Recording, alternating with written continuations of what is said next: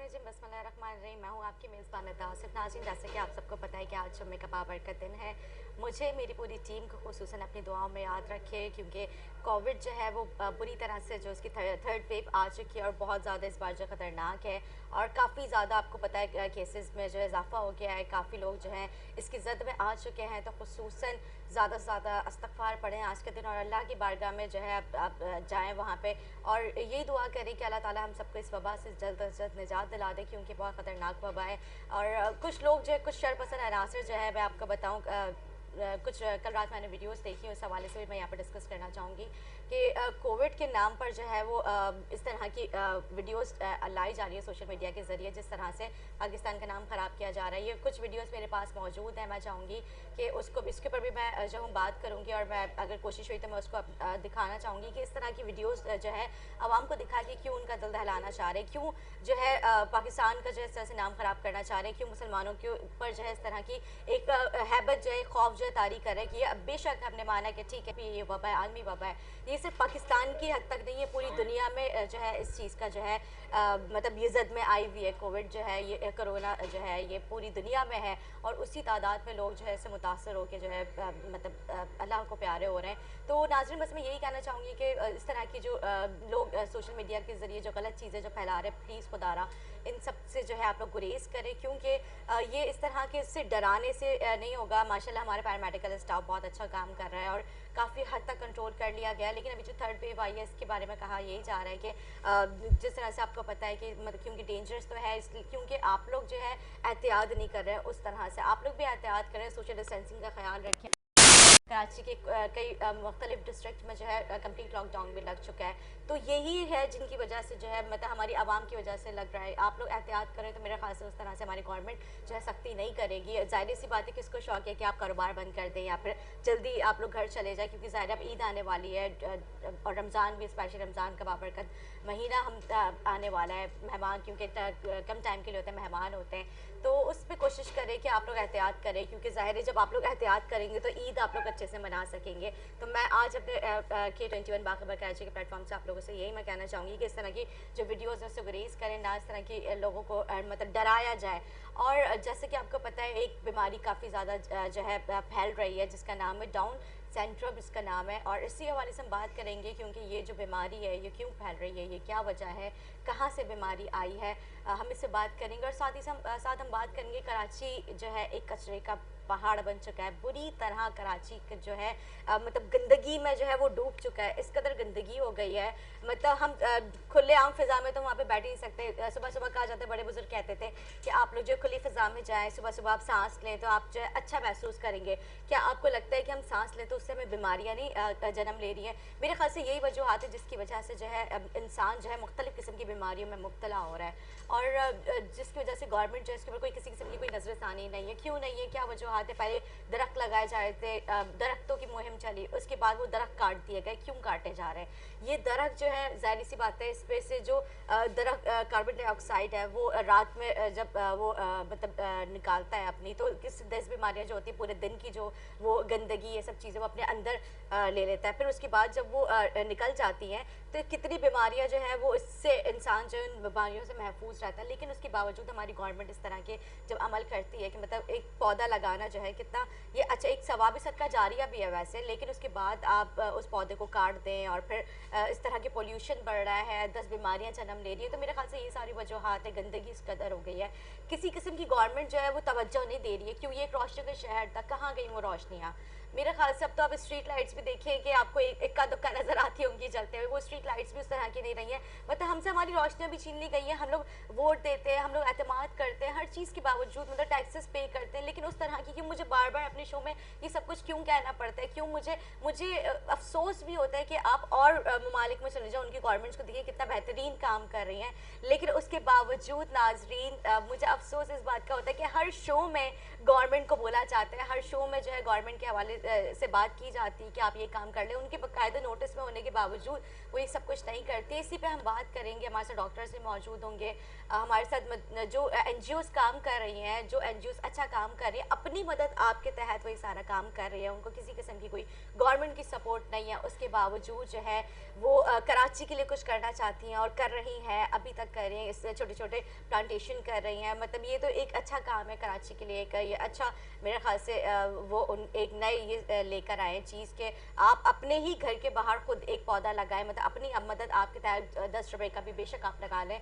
जिससे कोई बीमारियां नहीं होती। नीम के तरह जो है वो मेरे ख्याल से उससे सुनने में आता है कि वो लगाएंगे तो वो भी जो है एंटी बैक्टीरियल मेरे ख्याल से वो है, तो वो आप लगाएं। मतलब ये इस तरह के पौधे आप लगाएं जिससे आपको अच्छा फील हो। आप नारियल के पौधे लगाएं, इस तरह की चीज़ें आप लगाएं अपने घरों में, तो जो है मेरे ख्याल से हम एक अच्छा सब्ज बाग और वो सब चीज़ें जो होती है ना, जो कहा जाता था, तो वो एक अच्छा लगता है। मतलब ग्रीनरी होगी हमारे शहर में, एक अच्छी फिजा आएगी। मेरे ख्याल से गर्मी की भी शिद्दत इसी वजह से जो है उसी में इजाफा होता है, क्योंकि जब पौधे नहीं होंगे, एक डायरेक्ट धूप आपके ऊपर आएगी, तो इसी वजह से क्योंकि पौधे बहुत सारी जो छाँव कर देते हैं, इसी वजह से जो पौधे लगाए जाते हैं। लेकिन हमारी बदकिस्मती से हमारे शहर में पौधे काट दिए जाते हैं, कचरे का ढेर हो गया। हम इस पर बात करेंगे, एक ब्रेक लेंगे, ब्रेक के बाद हाजिर होंगे, हमारे साथ रहिएगा।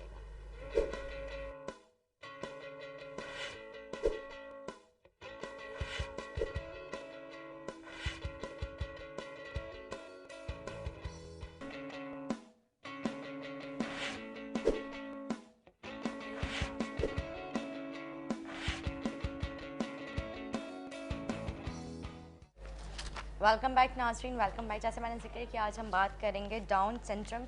ये बीमारी है, ये क्यों है, कहाँ से आई है, कैसे होती है, क्या वजूहात है, हम इस पर बात करेंगे। मेरे साथ मौजूद हैं डॉक्टर शबाना नाज। मैं आपको खुशामदीद कहूँगी, आप मेरे प्रोग्राम में आई। कैसी हैं आप, पहले तो ये बताएं। मैं ठीक हूँ, बिल्कुल।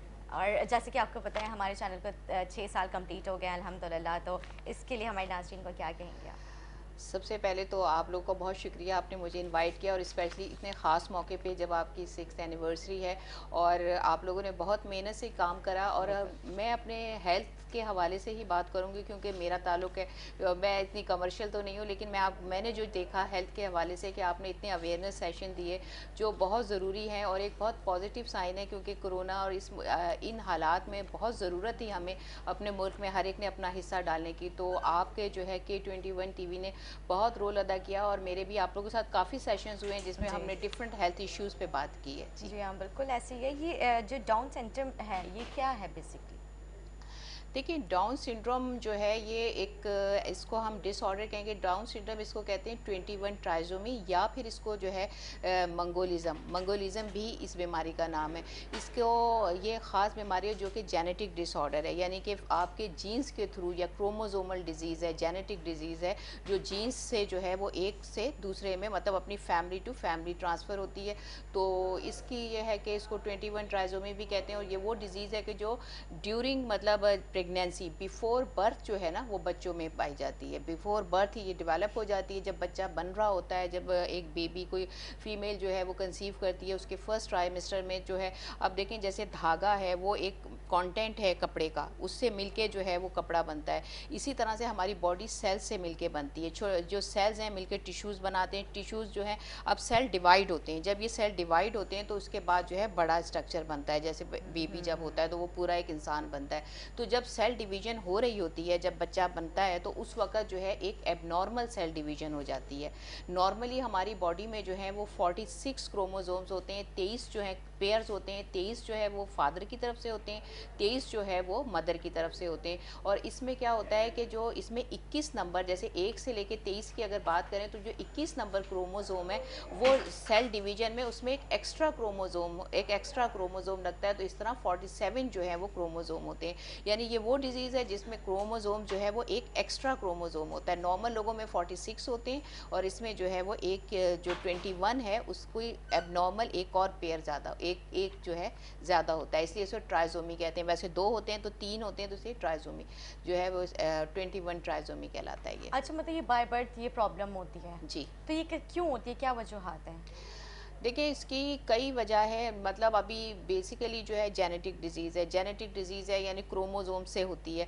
क्रोमोसोम वो मटेरियल होता है जो हमारी फैमिली की जितनी भी इंफॉर्मेशन है, जैसे अगर आपकी फैमिली में जो प्रॉब्लम, जो चीज़ें, जो कैरेक्टरिस्टिक, जैसे नाक, नक्श आपका जितना भी है, ये सब अगर अब माँ से जो है बच्चे में ट्रांसफ़र होता है, तो ये क्रोमोसोमल जो क्रोमोसोम्स हैं वो करते हैं। तो इसमें क्या होता है, एक तो ये क्रोमोसोमल डिजीज़ है। अगर किसी भी मदर का ऑलरेडी एक बच्चा जो है वो डाउन सिंड्रोम है, तो उसमें बहुत ज़्यादा चांस होता है कि उसका दूसरा भी जो है वो डाउन सिंड्रोम हो। और सेकंड जो है वो कुछ ऐसा होता है कि मदर्स जो ज़्यादा एज की होती हैं, जैसे 35 साल की अगर मदर उससे ऊपर जा रही है, तो जब आपकी एज बढ़ती है तो उसमें भी बहुत ज़्यादा चांसेस होते हैं कि पेशेंट को ये 21 ट्राइजोमी वाले बच्चे हों या डाउन सिंड्रोम के बच्चे हों।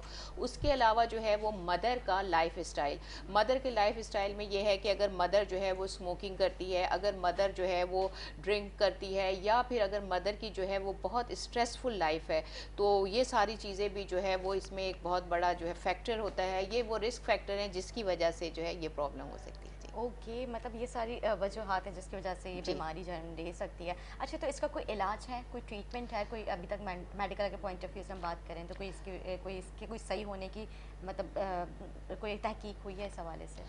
देखिए इसका ये है कि इसमें जब हम बात करते हैं, क्योंकि अब हम जो आज अवेयरनेस दे रहे हैं, अवेयरनेस का मतलब ये होता है प्रिवेंशन। इसका मतलब ये नहीं होता कि हम किसी को डरा रहे हैं या हम कुछ करें। इसका मतलब ये है कि अगर आपका ऐसा बच्चा है तो वो किस किस चीज़ों से रिस्क पर है, किस तरह से आपने उसको मैनेज करना है। तो मेन हमारी जो वजह होती है वो ये हमारे जो अवेयरनेस सेशन देने की वजह ये होती है। इसका मकसद ये नहीं होता हम किसी को डिसअपॉइंट करें। इसका मतलब ये होता है कि अगर आपकी फैमिली में बच्चा है या आपका अपना बच्चा है, आपके नेबर्स में है, दोस्तों में है, रिलेटिव में है, तो आप उन बच्चों को गाइडलाइन दे सकें। अगर उसको कोई प्रॉब्लम हो रहा है तो आपको पता होना चाहिए कि ये बच्चा रिस्क फैक्टर पे प्रोन है, तो आप इस बच्चे को फौरी तौर पे जो है उसको मैनेज कर लें। ठीक है ना? सही। ये सबसे अच्छा इसमें जो है, इसमें ये होता है कि जब ये 21 क्रोमोसोम जो है, जो इसकी डिवीजन होती है, एक्स्ट्रा क्रोमोसोम होता है, तो उसकी वजह से जो है मेंटल डिसऑर्डर भी होता है, फिजिकल डिसऑर्डर भी होता है, और उसके साथ कॉग्निटिव कॉग्निटिव का मुराद ये होती है कि उसकी सोच में उसमें फ़र्क होता है, और फिर कुछ मेडिकल प्रॉब्लम्स भी जो हैं वो इन बच्चों के होते हैं।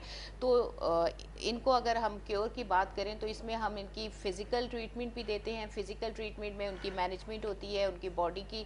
उसके बाद मेंटल जो है, इनकी मेंटल में उनकी कॉग्निशन, हम इस तरह के इनको टास्क दिए जाते हैं जिसके ज़रिए जो है वो अपनी उनकी मेंटल एक्टिविटी बढ़े। और थर्ड जो है उसकी मेडिकल कंडीशंस होती हैं कुछ, क्योंकि इस तरह के बच्चों में वो प्रोन होते हैं, इस तरह के बच्चे, मतलब उनमें ये हो सकता है, ज़रूरी नहीं कि आपके बच्चे में ये हो, लेकिन ये हो सकता है। उसमें है कंजेनाइटल कार्डियोवैस्कुलर डिजीज़, यानी कि पैदाइशी तौर पे हार्ट डिजीज़ेज़ भी हो सकती हैं। ओहो। उसके अलावा किडनी डिसऑर्डर्स का भी हो सकता है। फिर आपके मसल्स बहुत ज़्यादा वीक होते हैं, आपके हाजमे का मसला हो सकता है, आपकी स्पीच जो है वो भी आपकी नॉर्मल डिस्टर्ब नहीं होती होती है, बिल्कुल। और मतलब डिलेड होती है, देर से अच्छा, अगर होती है। मेरा यहाँ पे अगर हमारी टीम ये जो डाउन सिंड्रोम जो बीमारी है, अगर इसका कोई पेशेंट की पिक्चर दिखाए, क्योंकि ये बीमारी का हम नाम तो ले रहे हैं, बहुत सारे लोगों को पता नहीं है कि ये बीमारी है कि डाउन सिंड्रोम ये बीमारी है। इसका अगर कोई पिक्चर वगैरह अगर हमारे नीचे टीम अगर स्क्रीन पर दिखा दे हमारे नाज़रीन को कि बेसिकली ये बीमारी है क्या और ये किस से रिलेटेड है, ये किस हवाले से हम बात करें, तो ये अच्छा हो जाएगा। तो मैं चाहूँगी कि वैसे तो ये जैसे ये बच्चे जिस तरह से, अगर आपके पास कोई पिक्चर है, अगर यहाँ पे हमारी देखना पड़ेगा, तो अगर आपके पास कोई पिक्चर, मैं चाहूँगी कि अगर अपने फ़ोन में हमारे नाज़रीन को पिक्चर दिखाएंगे बेसिकली ये बीमारी है क्या, ये मतलब किस तरह के वो पेशेंट्स होते हैं जो मेंटल डिसऑर्डर भी हो जाता है, जैसे उन्होंने बताया कि इनके मस्कुलर का भी इशू हो जाता है, ये जो है सही बात नहीं कर पाते, और इनके हार्ट का भी प्रॉब्लम होता है, किडनीज़ वगैरह के, ये सब चीज़ें। तो और मैंने देखा है कि इस तरह के जो बच्चे होते हैं ना, वो बहुत ज़्यादा डरे सहमे भी रहते हैं। ये चीज़ है ना? जी, ये देखिए, ये है पिक्चर। अगर हमारे कैमरामैन से जूम करके पिक्चर दिखाएं स्क्रीन पे हमारे नाज़रीन को, इस तरह के वो बच्चे होते हैं जो बहुत ज़्यादा, ये बीमारी आजकल जो है कॉमन हो गई है। शो हो रहा है, लाइट पड़ी शायद आपके वो स्क्रीन पे वो आ गया है। हाँ, ये है वो। ये मैसेज हटा दें आप प्लीज़, ताकि हमारे नाज़रीन को आपकी कॉन्फिडेंशियल चैट पता ना चल सके।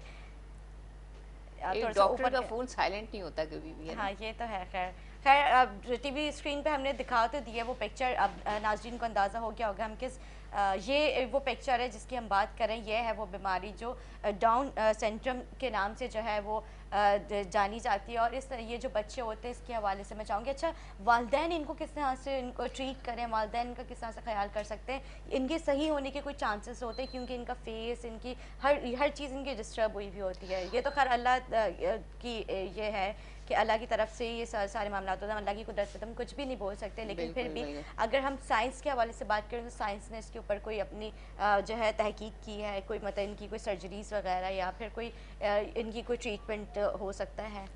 देखें, एक तो ये कि ये बच्चे जो हैं, सबसे पहले ये कि इन बच्चों की ख़ास पहचान ये होती है, वो आपको देखते ही आप इन बच्चों को मतलब आप पहचान लेंगे। जैसे आपने पिक्चर में देखा, इन बच्चों के ख़ास जो फीचर्स हैं, कुछ ख़ास फीचर्स होते हैं। एक तो इनका ओवल शेप जो है, चेहरा ओवल शेप होता है, सर इनका छोटा होता है, आंखें कंपैरेटिवली आम लोगों के ऊपर की तरफ होती हैं, और इनके जो मुंह का जो धाना है ना वो छोटा होता है, और ज़बान कंपैरेटिवली मुंह के थोड़ी सी बड़ी होती है, और इसलिए वो बाहर रहती है, बच्चे ऐसे ज़बान बाहर रखते हैं। हाँ, और उसकी वजह से है। उनकी स्पीच का प्रॉब्लम भी होता है। फिर उनकी जो उंगलियां हैं, कान उनके छोटे छोटे होते हैं, और उंगलियां जो है इनकी फ्लफी यानी नरम होती हैं, और हाथ चपटे होते हैं, छोटी छोटी उंगलियां होती हैं, फ्लैट जो है वो इनके हाथ होते हैं, और इनके ज्वाइंट जो हैं, जोड़ जो हैं वो बहुत ढीले होते हैं, उनके जोड़ों में ना इतनी ताकत नहीं होती, लूज ज्वाइंट्स होते हैं। उसके अलावा उनके जो मसल्स हैं वो वीक होते हैं, उसको हम हाइपोटोनिया कहते हैं, यानी मसल्स का कमज़ोर हो जाना। तो इन बच्चों के मसल्स बहुत कमज़ोर होते हैं, इनके जोड़ ढीले होते हैं। ये ख़ास किस्म की इनकी एक फीचर्स होते हैं जो आप इनको देखते ही इन बच्चों को पहचान मैंने लेते बिल्कुल हैं। ठीक है, आप सही कह रही है। मैंने देखे बहुत सारे बच्चों को प्रॉम में लेटे हुए होते हैं, वालिदैन जो उनको अपने साथ ही मतलब कहीं बाहर जा रहे होते हैं तो अपने साथ लेके चले जाते हैं, प्रॉम में वो लेटे हुए होते हैं,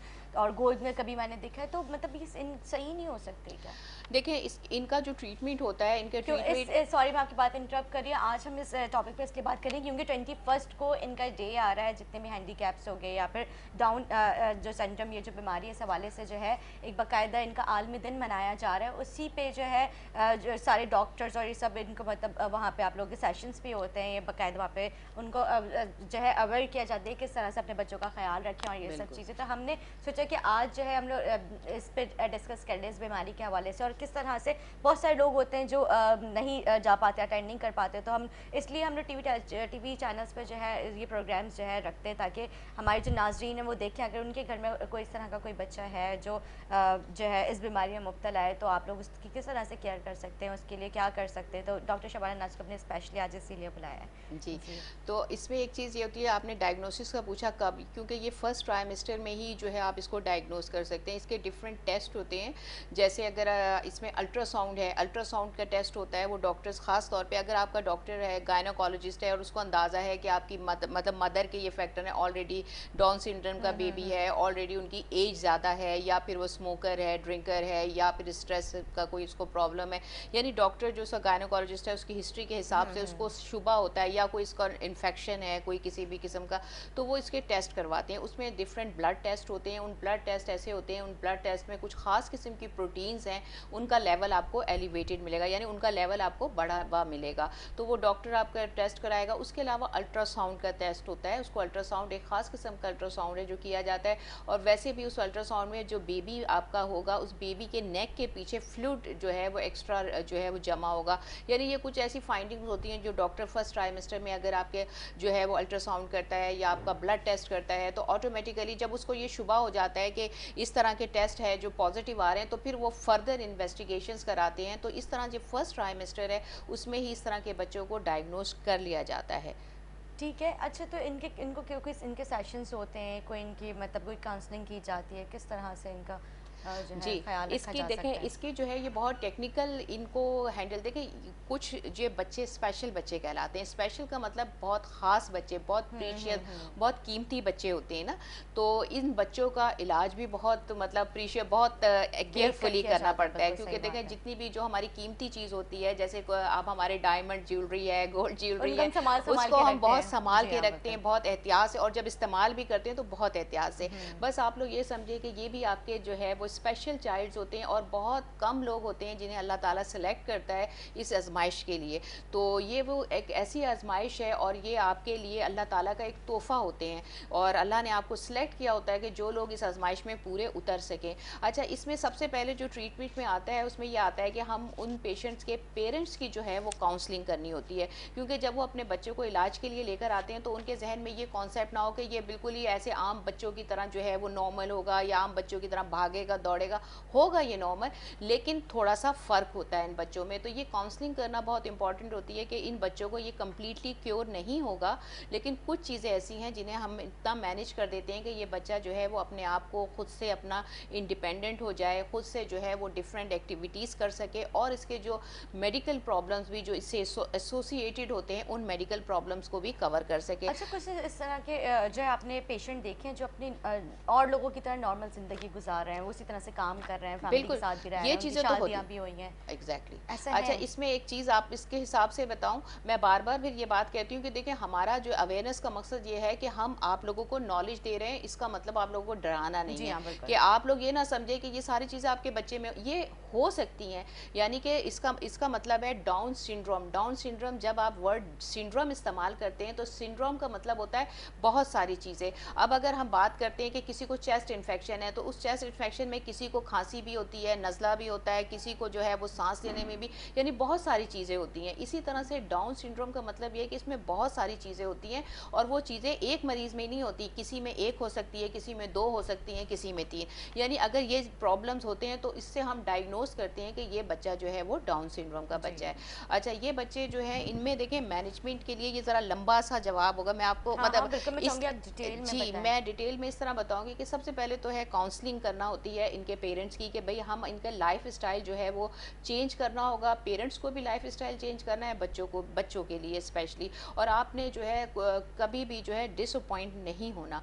और दूसरी चीज़ है इसमें आपका दो तीन चीज़ें जो हैं वो पेरेंट्स को अपने जहन में रखनी चाहिए कि इन बच्चों के अंदर रिपीटिशन, यानी बार बार हर चीज़ को दोहराना बहुत ज़रूरी है, क्योंकि इन बच्चों की शॉर्ट टर्म मेमोरी बहुत अच्छी होती है लेकिन लॉन्ग टर्म मेमोरी जो है वो उनकी कमज़ोर होती है। तो जब हम उस बच्चों को बार बार एक चीज़ को बार बार दोहराना है, आप लोग ये ना समझेंगे ये बच्चे सीखेंगे नहीं, ये बच्चे सीखते हैं लेकिन इन बच्चों को बार बार हमें रिपीट करना पड़ता है। इनकी शॉर्ट टर्म मेमोरी बहुत अच्छी है, ये बार बार रिपीट करके आप इनको इतना मतलब वो बच्चा जब सीख जाए तो ताकि वो बच्चा सीख कर उसको लॉन्ग टर्म मेमोरी में इसको कन्वर्ट कर दे, यानी कि उसको याद रख सके। एक चीज़ तो पेरेंट्स को बहुत ज़रूरी है कि वो इस बात से डिसहार्टेड ना हो कि बच्चे को एक दफ़ा समझाया, दो दफ़ा उसने, इन बच्चों में ये ख़ास चीज़ है कि आपने इसको रिपीटेड बार बार जो है वो उन चीज़ों को रिपीट करना है। सेकंड चीज़ है जनरलाइजेशन। जनरलाइजेशन का मतलब ये है कि आपने कोई भी चीज़ उन बच्चों को जो सिखानी है उनका मकसद ये है कि अगर आपने जो चीज़ सिखाई, जैसे फ़र्ज़ करें आपने बच्चे को सिखाया एक बॉल पे ये पीला रंग है, ठीक है, ये रेड कलर है, उसके बाद फिर आप बच्चे को दूसरी जगह ले गए, बच्चे को जाके आपने बताया कि देखो ये जो है इस कमरे में पर्दा दिखाओ कि पीला पर्दा कहाँ है, लाल पर्दा कहाँ है, यानी वही चीज़ आपने डिफरेंट जगहों पे उसको, यानी आपने उसको सीढ़ी चढ़ना सिखाया, यानी उसको एक कॉन्सेप्ट हो गया बार बार कि मैं सीढ़ी चढ़ना क्या होता है। फिर आपने स्टूल रख के बच्चे को बताया कि आपने किस तरह से स्टूल पे चढ़ना है, यानी इस तरह से ये एक्टिविटी उस बच्चे के जहन में आ गई। सही। और तीसरी चीज़ ये है कि आपने उस बच्चे को जो है जितना भी ज़्यादा आप उससे कम्युनिकेट कर सकते हैं, आपने उस बच्चे से ज़्यादा बात करनी है, और उसको बात किस में करनी है, आपने अपनी मदर टंग में बात करनी है, उस ज़बान में बात करें जो बच्चा समझता है, जो आपकी ज़बान घर में बोली जाती है। अब ऐसा ना हो कि अगर आपने बच्चे को कुछ चीज़ सिखानी है तो आप उसको इंग्लिश वर्ड्स में सिखा रहे हैं, जबकि आपके घर में उर्दू बोली जाती है, आपके घर में पंजाबी बोली जाती है, सिंधी, जो भी ज़बान बोली जाती है, आप उस मदर टंग में जो है उस बच्चे से कम्युनिकेट करें, बार बार मदर उससे बात करे, उसकी फैमिली बात करे और उस ज़बान में बात करें जिसमें बच्चा से जो है वो सुनता है, बोलता है। और उसके बाद जो है ये ऐसे बच्चे की एक और वजह ये होती है कि ये बच्चे जो है म्यूज़िक में बहुत ज़्यादा इंटरेस्टेड होते हैं। जी, क्योंकि अगर आपने इन बच्चों की रिकवरी करनी है, क्योंकि मैंने बहुत काम किया है ऐसे बच्चों के साथ, मेंटली एंड फिजिकली हैंडीकैप बच्चे बहुत ज़्यादा इसमें फिर डिफरेंट आते हैं, ऑटिज़म भी आ जाता है, सेरेब्रल पैल्सी डिफरेंट होते हैं ना, तो ये जो है डाउन सिंड्रोम की की हम बात करें तो इसमें जो है मैंने देखा है कि ये बच्चे जो हैं, और बल्कि रिसर्चेज हैं कि म्यूज़िक जो है, म्यूज़िक उसमें के उनका साथ काफ़ी जो है इंटरेस्ट आप होता इनको है। डांस सिखाएं, एरोबिक एक्सरसाइज सिखाएं, आप इनको ड्रम, हारमोनियम, गिटार, ये सारी चीज़ें इनको सिखाएं, जिससे क्या होता है कि इनकी एक्टिविटी, इनके क्योंकि इनके जॉइंट जो हैं वो कमज़ोर होते हैं, इनके मसल्स वीक होते हैं, इनकी ब्रेन की जो है वो सोचने की, समझने की सलाहियत थोड़ी आम बच्चों से कम होती है, क्योंकि इनका आईक्यू वो टेस्ट होता है जो किसी की इंटेलिजेंस को मतलब वो देखा जाता है हाँ कि कितने हाँ, तो इंटेलिजेंट है इनका बच्चे। आईक्यू लेवल नॉर्मल जो है वो 70 to 130 होता है, लेकिन इनका आईक्यू लेवल जो है वो 50 होता है। तो बिलो 70 जिनका आईक्यू लेवल होता है वो लोग मेंटली डिसऑर्डर, मेंटल रिटार्डेशन की तरफ बिल्कुल आते हैं। शबाना, हम जो है इसके ऊपर डिस्कस और करेंगे। नाज़रीन, एक छोटा सा ब्रेक लेंगे, ब्रेक के बाद हाजिर होंगे। हम बताएंगे कि और डिटेल में हम बताएंगे कि इनको किस तरह से इनका ख्याल रखा जा सकता है, किस तरह से वालिदैन जो है इनके साथ अपना बिहेवियर रखें, किस तरह से इनकी जो है केयर, इनकी परवरिश की जा सकती है। एक ब्रेक लेंगे, ब्रेक के बाद हाजिर होंगे, हमारे साथ रहें।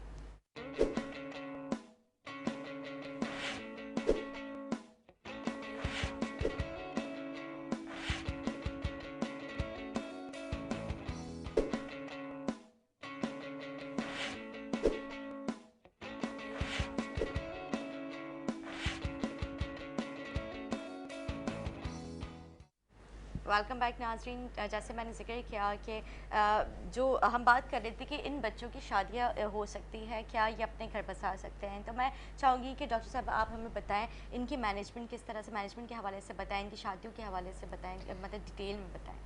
देखिए ऐसा है कि जैसे मैंने आपको बताया, इन बच्चों की फ़िज़िकल प्रॉब्लम्स भी होते हैं, मेंटल प्रॉब्लम भी होते हैं, और फिर कुछ मेडिकल प्रॉब्लम्स भी होते हैं। अगर हम इन बच्चों की, हमें अवेयरनेस है और हम अपने बच्चों को प्रॉपर जो है वो असेसमेंट दे रहे हैं, प्रॉपर उनकी जो है फ़िज़िकल मैनेजमेंट कर रहे हैं, आपका बच्चा जो है फ़िज़िकली इंडिपेंडेंट हो गया, उसके बाद जो है ये बच्चे, मैंने जैसे आपको बताया, म्यूज़िक से एक्टिविटीज़ करते हैं। और अगर आप देखें तो इन बच्चों को आप स्पोर्ट्स में देखें, अगर आप ओलंपिक्स को कहीं जाके सर्च करें हिस्ट्री में, आप देखें कितने इंटरनेशनल लेवल पे, नेशनल लेवल पे जो है ओलंपिक्स स्पेशल बच्चों के, और इनकी कारकर्दगी देखें। ये बच्चे बहुत इंटेलिजेंट होते हैं, लेकिन बात सिर्फ ये है कि हम इनको किस तरह गाइड करते हैं, हम किस तरह से इनके होने वाले जो इनके प्रॉब्लम्स हैं, हम उनको किस तरह से जो है वो उनको बेहतर बनाते हैं। अब होता क्या है, अवेयरनेस की वजह भी यही है कि हमने वो जो प्रॉब्लम उनको होते हैं, हमें पता है कि इनके जॉइंट लूज है, ठीक है ना, सही। तो हमने उसके जॉइंट्स पे काम करना है, हमें पता है इनके मसल्स वीक होते हैं, तो हमने उनके मसल्स पे काम करना है। तो यही चीज़ें अवेयरनेस में आती है। अगर आपका बच्चा फिजिकली ठीक है, आपका बच्चे की कॉग्निशन यानी सोच जो है, आपने उसको इतनी ट्रेनिंग कर दी, काउंसलिंग कर दी, एक्टिविटी से ब्रेन भी आपका बेहतर हो गया, आपके मेडिकल प्रॉब्लम भी जो है वो आपने कंट्रोल कर लिए, आपका बच्चा हेल्दी है, तो बेशक इसमें ऐसा होता है कि 50% जो फीमेल्स हैं वो शादी होती है उनकी, वो बेबी भी डिलीवर कर सकती हैं, लेकिन फिर वही वाली बात होती है कि इसमें चांस ये होता है कि उनको बेबी हो सकता है, खुदा ना खास्ता डाउन सिंड्रोम हो। उसके अलावा मेल्स में जो रिसर्चेस कहती हैं, अब रिसर्चेस कहती हैं उसका मतलब ये नहीं होता कि अगर 100 पे रिसर्च की तो सारी 100 के 100 ऐसे हो सकते हैं। उसमें ये होता है कि मेजॉरिटी ऐसा हो सकता है कि मेल्स में जो है ये औलाद होने के चांस जो हैं वो थोड़े कम होते हैं। कम होते हैं। तो इसमें बस यही है कि आपने अपने बच्चे को कोशिश करें कि उसको उसके सारे प्रॉब्लम्स को कंट्रोल करें। अब हम इसमें मैनेजमेंट की अगर बात करते हैं ना, मैनेजमेंट की, जैसे आपने पूछा क्या क्या करना है, देखिए इसमें कोई भी ऐसी इसमें जो है सबसे इम्पॉर्टेंट मेडिकल कॉम्प्लिकेशन कंट्रोल करना, उसके बाद उसके फिजिकली उसमें फिजियोथेरेपी होती है, उसके बाद थर्ड जो है वो उसकी स्पीच का, क्योंकि इसकी ज़बान जो है इन बच्चों की, मुंह का धाना छोटा होता है और ज़बान बड़ी होती है। जब मुंह का धाना छोटा होगा, ज़बान बाहर की तरफ रहती है, जब उनकी ज़बान बाहर की तरफ रहती है तो उनको बोलने में जो है ना वो डिलेड होते हैं, मतलब देर से बोलते हैं। तो उसमें होता ये है कि आपने फिजियोथेरेपी में कोई उसमें कॉम्प्लिकेटेड चीज़ें नहीं हैं। अगर आप जिन पेरेंट्स के बच्चे ऐसे हैं या आपकी फैमिली में ऐसे बच्चे हैं, तो आप इनमें सबसे पहली जो चीज़ है वो है पोस्चर मैनेजमेंट। पोस्चर मैनेजमेंट का मतलब ये है कि उसकी पोजीशन बच्चों की जो है वो आपने कंट्रोल करनी है। इस तरह के बच्चे ज़्यादातर डब्ल्यू सिटिंग का मतलब होता है जैसे बच्चा बैठा है, टांगे पीछे की तरफ यूँ क्रॉस में करके बैठता है, इसको कहते हैं डब्ल्यू सिटिंग करना। तो बच्चों को आपने कोशिश करनी है कि उसका डब्ल्यू सिटिंग का पोस्चर ख़त्म करें। ये इन बच्चों की ख़ास पहचान होती है। इससे क्या होता है, जब वो डब्ल्यू सिटिंग में होता है तो उसके पेट के मसल्स, उसके कमर के मसल्स और उसके बटक्स यानी ये कूल्हे के जो मसल्स हैं उनके ऊपर असर पड़ता है, उनकी कमर की हड्डी के ऊपर असर पड़ता है। तो बच्चे जो हैं जो ऑलरेडी वीक होते हैं, उनकी जो है ये सारे मसल्स मज़ीद वीक होते हैं। तो आपने इसके लिए क्या करना है, एक तो इस पोजीशन को, आप अगर आप अपने बच्चे को बार बार बोलेंगे कि आपने ये नहीं करना, तो ये बच्चे क्योंकि ज़हनी तौर पे इतने ज़्यादा स्ट्रॉन्ग नहीं होते शुरू में, तो आपने क्या, ये बच्चा कभी भी आपकी बात नहीं मानेगा। तो इसमें ये है कि 2010 में जो है एक नई रिसर्च आई थी 2010 में ऑस्ट्रेलिया में, तो उसमें ये कहा था कि इन बच्चों को जो चीज़ें आप प्रैक्टिकली करके दिखाएं, जो चीज़ें दिखाएं, तो उस चीज़ों से ये बच्चे सीखते सीख हैं, सकते हैं। बजाय इसके कि आप उनको ज़बानी वर्बली मारें या जो करें कि ये सीखो, तो वो बच्चा कभी नहीं करेगा। अच्छा, तो पढ़ाई में भी बच्चे इसी तरह से वीक होते हैं? हाँ, इसलिए कि इनका आईक्यू लेवल हुँ, थोड़ा-सा हुँ, हुँ। कम होता है ना, आईक्यू लेवल। तो इसमें मैं आपको बता रही थी पोज़ीशन, तो आपने डब्ल्यू सिटिंग जो है वो ख़त्म करनी है। डब्ल्यू सिटिंग के ख़त्म करने का तरीका ये है कि आपने स्टूल सिटिंग करानी है। स्टूल सिटिंग का मतलब ये है, आपने कोई भी कुर्सी, जैसे ये मैं बैठी हूँ, हुँ, कुर्सी हुँ। ली, आपने इस तरह बच्चे को बिठाना है, इस तरह कुर्सी पे। इस तरह जब वो बैठना शुरू करेगा, तो उसके पीछे जो पैर मोड़ के वो क्रॉस में डब्ल्यू बना के बैठता है, वो ख़त्म हो जाएगा, और कमर के मसल्स, उसके ये सारे मसल्स काम करना शुरू करेंगे। दूसरा, फिर जब वो बैठे तो इस चीज़ का ख्याल रखें कि उसका पैर जो है वो ज़मीन से लगे हुए हों, टच हुए हुए हों। तो उसके पैर जब ज़मीन से टच होंगे, तो उसके पूरे जो है वो ब्लड सर्कुलेशन, उसके मसल्स जो हैं वो काम करेंगे। अच्छा, तो ये तो हो गया, और उसके बाद फिर आपने उसकी हाइट के हिसाब से आगे टेबल रख देना है। टेबल जब आप रखेंगे, तो उस टेबल पे आपने डिफरेंट जो एक्टिविटीज़ हैं, यानी ऐसे टास्क, जैसे आपने ब्लॉक्स रख दिए ताकि उसके ब्रेन में जो है वो एक्टिविटी हो, हुँ। क्रिएटिव एक्टिविटी हो, उसका दिमाग काम करना शुरू करे। उससे क्या होगा, एक आप उसका पोस्चर करेक्ट कर रहे हैं, आप उसकी मसल्स को काम करना शुरू कर दिया, ये भी उसकी एक ट्रेनिंग का हिस्सा है। सेकंड, आपने क्या करा, आपने उसकी मेंटल एक्टिविटी, यानी उसकी जहनी नशोनुमा में भी जो है वो आपने मदद की। तो आप उसे डिफरेंट टास्क दें, उसे जैसे ब्लॉक से घर बनाने हैं, कलर सिखाने हैं, वो जो भी आपका बच्चा जिस लेवल का है उस लेवल के। उसके बाद फिर आपने दूसरी चीज़ ये करनी है, जब बच्चा बैठता है, तो आपने उसके डिफरेंट डोर मैट्स, मैट्स होते हैं ना जो डोर जी, के जी, आगे जी, जी, डालते हैं, बिल्कुल। आपने डिफरेंट मटेरियल के, आपने ऊन के ले लें, आप उसमें रबड़ के ले लें, उसमें कुछ ऐसे बम्पी से होते हैं ना, जैसे इस जी, तरह के जी। डिफरेंट मटेरियल के ले लें। फिर उसके अलावा आपने क्या करना है, इसको बच्चे के पैर के नीचे एक दिन जो है वो आपने नरम वाला मैट रखना है, दूसरे दिन आपने हार्ड वाला रखना है, एक दिन आपने मट्टी रखनी है, एक दिन आपने प्लास्टिक शीट रखनी है। इस तरह क्या होगा उसका, इसे कहते हैं हम सेंसरी फीडबैक, हम उसका सेंसरी फीडबैक दे रहे हैं, यानी मतलब ये इन बच्चों की जो है सेंसरी फीडबैक का मतलब कि आपके दिमाग तक मैसेज जा रहा है। क्योंकि नॉर्मली अगर आप देखें, ऐसा होता है कि आपका, आपने किसी के लिए कुछ करना, तो सबसे पहले आप, आपके घर का दरवाज़ा खटकता है, जब जी हाँ, दरवाज़ा बिल्कुल। खटकेगा तो आप दरवाज़ा खोलेंगे, बिल्कुल, ठीक मैं है। आपके यहाँ पे बात काटूँगी, लाइव कॉल का सिलसिला भी जारी है, आप हमें कॉल करें। अगर आपकी फैमिली में या कहीं इर्द-गिर्द आपकी सराउंडिंग में कोई इस तरह का कोई बच्चा है, या जिसका जो है आप लोग चाहते हैं कि उसका ख़्याल किस तरह से रखा जा सकता है, तो डॉक्टर शबाना हमारे साथ मौजूद हैं। आप लोग के जो सवालात हैं वो आप हमें लाइव कॉल के ज़रिए कॉल करें, हम इन डॉक्टर शबाना से आप बात करें कि उनकी किस तरह से केयर की जा सकती है। लाइव कॉल का जो नंबर है, हम आप देख सकते हैं, आपकी टेलीविजन स्क्रीन पे चल रहा होगा।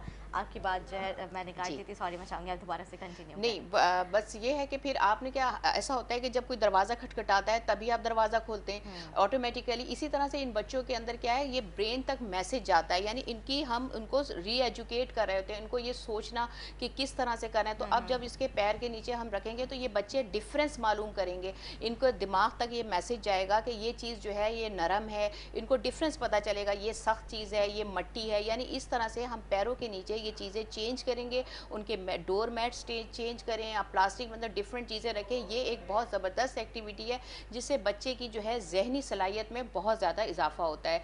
उसके अलावा जो है, ये तो आपने उसका पोस्चर कर लिया, उसके बाद उसकी मेंटल एक्टिविटी कर दी, फिर आपने उसके डोर मैट्स वगैरह जो है वो चेंज कर दिए। तीसरे, मैंने आपसे बताया कि इसको म्यूज़िक जो है, म्यूज़िक से ये बच्चे जो है वो बहुत ज़्यादा सेंसिटिव होते हैं, म्यूज़िक के बहुत शौकीन होते हैं। आपने उनसे कोई भी एक्टिविटी करानी है, आपने म्यूज़िक ऑन कर दिया और आपने बच्चे से कहा कि चलो बेटा अब आप एरोबिक एक्सरसाइज करो। एरोबिक एक्सरसाइज बहुत इंपॉर्टेंट है। एरोबिक एक्सरसाइज से उनका स्टेमिना बढ़ेगा, हुँ। उनके चेस्ट इन्फेक्शंस की, जो चेस्ट की कैपेसिटी बढ़ती है, वाइटल कैपेसिटी जिसे कहते हैं, जब वो एक्सरसाइज करेगा उसके मसल्स स्ट्रांग होंगे, उसके जॉइंट स्ट्रांग होंगे, फिर उसको कोऑर्डिनेशन आएगा। कोऑर्डिनेशन का मतलब ये होता है कि जैसे वो जब हम हाथ उठाते हैं तो मुंह तक खाना, यानी हमारे हाथ और पैर किस तरह एक साथ मूव करते हैं, उसको ये सारे कोऑर्डिनेशन आएगा। डांस सिखाएं आप उसको उसको जो है म्यूज़िक जैसे गिटार है मैंने आपको बताया, और फिर इसके अलावा उसके बाद दूसरी एक्टिविटी ये है कि आप उसको स्पीच थेरेपी जो उसकी अहम चीज़ है, बिल्कुल क्योंकि सही ऐसे बात है। जैसा आपने बताया कि उनकी ज़बान जो है वो थोड़ी। ज़बान थोड़ी बाहर को जी होती है, हाँ। तो इनमें जो है ये बच्चे में डिलेड होते हैं। अच्छा, इन बच्चों का ये होता है कि ये जैसे ये एक एक्स्ट्रा क्रोमोसोम होता है, इसकी वजह से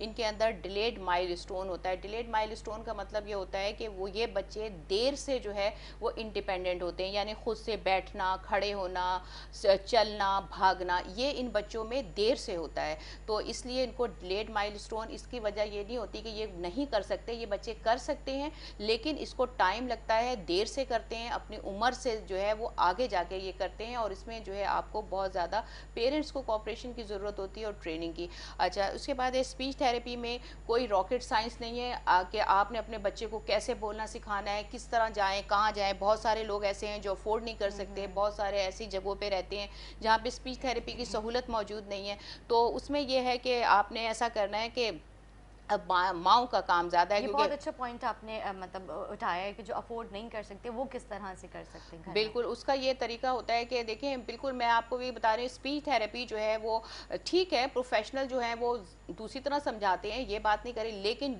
ये उन लोगों के लिए, या पेरेंट्स को खुद भी इतनी नॉलेज होनी चाहिए, अवेयरनेस होनी चाहिए।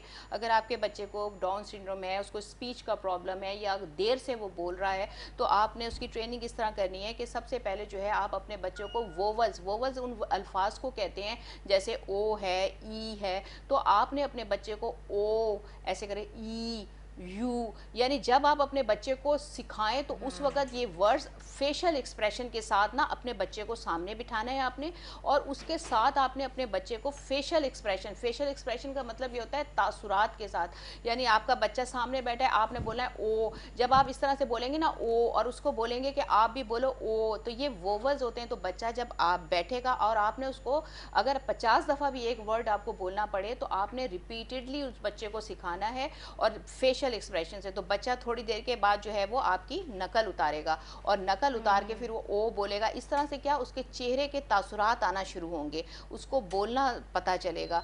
तो सबसे पहले जो है वो आपने उसको वोवल सिखाने हैं, वोवल साउंड सिखानी है। जब बच्चा आपका ओ बोले, अच्छा सब ये जब आ जाएगा तो फिर आप देखें उसको सिंपल वर्ड्स बनाना बोलें, जैसे माँ, पा, जैसे इस तरह से, मतलब उसको इजी इजी जो इजी वर्ड्स वर्ड्स होते है, हैं। आपने ज़्यादा वर्ड्स ऐसे मुश्किल नहीं। जब आपने देखा कि वो ओ ई यू इस तरह बोल रहा है, तो उसके बाद फिर आपने उसको छोटे छोटे वर्ड्स बनाना शुरू करने। अब जब आपका बच्चा छोटे छोटे वर्ड्स बताना शुरू कर देता है, तो फिर आपने हल्के हल्के सेंटेंस, छोटे छोटे जुमले, आओ, इधर आओ, वहाँ जाओ, बैठ जाओ, यानी इस तरह से छोटे छोटे जो है, ये मैं इसलिए आपको एक एग्जांपल बता रही हूँ। कुछ माएँ ऐसी हैं जो बेचारी वो एजुकेटेड ये नहीं एक्सपेक्ट है, करती हैं कि हमारा बच्चा फर बोलना शुरू कर दे, जी नॉर्मल लाइफ गुजारना शुरू कर बिल्कुल, दे। या फिर ऐसी मदर्स भी हैं, देखें जो एजुकेटेड है उनको तो फिर भी वो जी हाँ, गूगल बिल्कुल। देख लें, यूट्यूब, लेकिन कुछ ऐसी माएँ हैं जैसे गांव में रहती हैं या कुछ गरीब एरियाज में रहती हैं, तो उन लोगों को नहीं पता चलता कि किस तरह से सेंटेंस बनाना क्या होता है, यानी उनको इसका सेंटेंस मतलब जुमले, छोटे छोटे आपने वर्ड्स बनाने। और जैसा मैंने आप लोगों को पहले भी बताया कि इसमें कोई शर्म की बात नहीं है, अगर आप पंजाबी बोलते हैं, सिंधी बोलते हैं, पठान बोलते हैं, उर्दू बोलते हैं, किसी ज़रूरी नहीं आपने अपने बच्चे को इंग्लिश में ही सिखाना है कोई वर्ड के, आपने इंग्लिश के वर्ड बोलो, मामा बोलो, पापा बोलो, ऐसे ज़रूरत नहीं। अगर आप अपने घर में अपने बच्चों के साथ जो भी लैंग्वेज बोलते हैं, मदर टंग में हमेशा आपने अपने बच्चों को स्पीच थेरेपी स्टार्ट करनी है। अगर आपने कोई और ज़बान बीच में घुसाने की कोशिश की तो आप ये समझ लें कि आपका बच्चा जो है कुछ नहीं सीख सकेगा। तो आप पहले उसको बेसिक उसे बोलना सिखाएं, उसके माइलस्टोन्स उसको डेवलप करना सीखें, उसके बाद जो है वो फिर फर्दर जो है वो नोक पलक तो फिर बात की बात है। बिल्कुल ठीक बात ठीक है। है, ये आपने करा कि आपने स्पीच थेरेपी के ये तरीका है। और आप देखें इसमें जो है बच्चे को डिफरेंट एक्टिविटीज़, हम इसको बच्चों को आप ना बलून फुलाएं, गुब्बारा फुलाने से भी फेस की एक्सरसाइज होती है। उसके अलावा आप ऐसा कर सकते हैं, आइस क्यूब ले लें, आइस क्यूब लेके यहाँ पे हल्का हल्का जो है यहाँ पर उसकी गर्दन पे बर्फ़ का टुकड़ा लेके उसके हल्के से ये गर्दन पे मसाज करें, या फिर उसकी ज़बान पे भी थोड़ा सा जो है वो ऐसे करके उसको ट्विस्टिंग, ऐसे ज़बान जैसे ऐसे ट्विस्ट करता है मुंह के अंदर, ठीक है। बच्चे को बताएं कि ज़बान को घुमाए, यानी टंग मूवमेंट भी अच्छा, सिखाएं। उससे क्या होगा? उससे उसकी स्पीच स्पीच कैसे बेहतर होती है, होगी। हाँ बेहतर होगी, उससे जो उसके मसल्स जो हैं वो डेवलप होंगे। तो ये सारी चीज़ें अगर आप इतनी मेहनत अपने घर में अपने बच्चे के साथ करते हैं तो उससे जो है वो आपका बच्चा बहुत हद तक जो है वो घर में ही स्पीच थेरेपी आप उसको करा सकते हैं।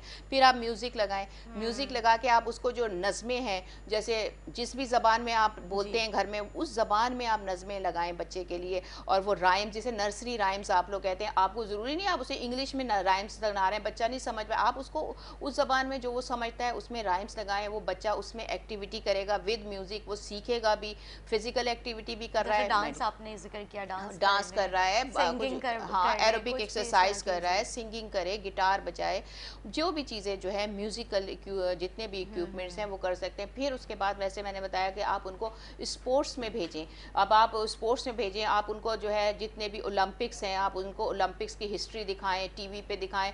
बच्चों के अंदर आप देखें कि जितने भी ये जो फिजिकली और मेंटली हैंडीकैप बच्चे, इन्होंने कितने हद तक जो है इतने इतने मेडल्स लेते हैं, इतने इतने स्पोर्ट्स में कहाँ से कहाँ पहुँच गए।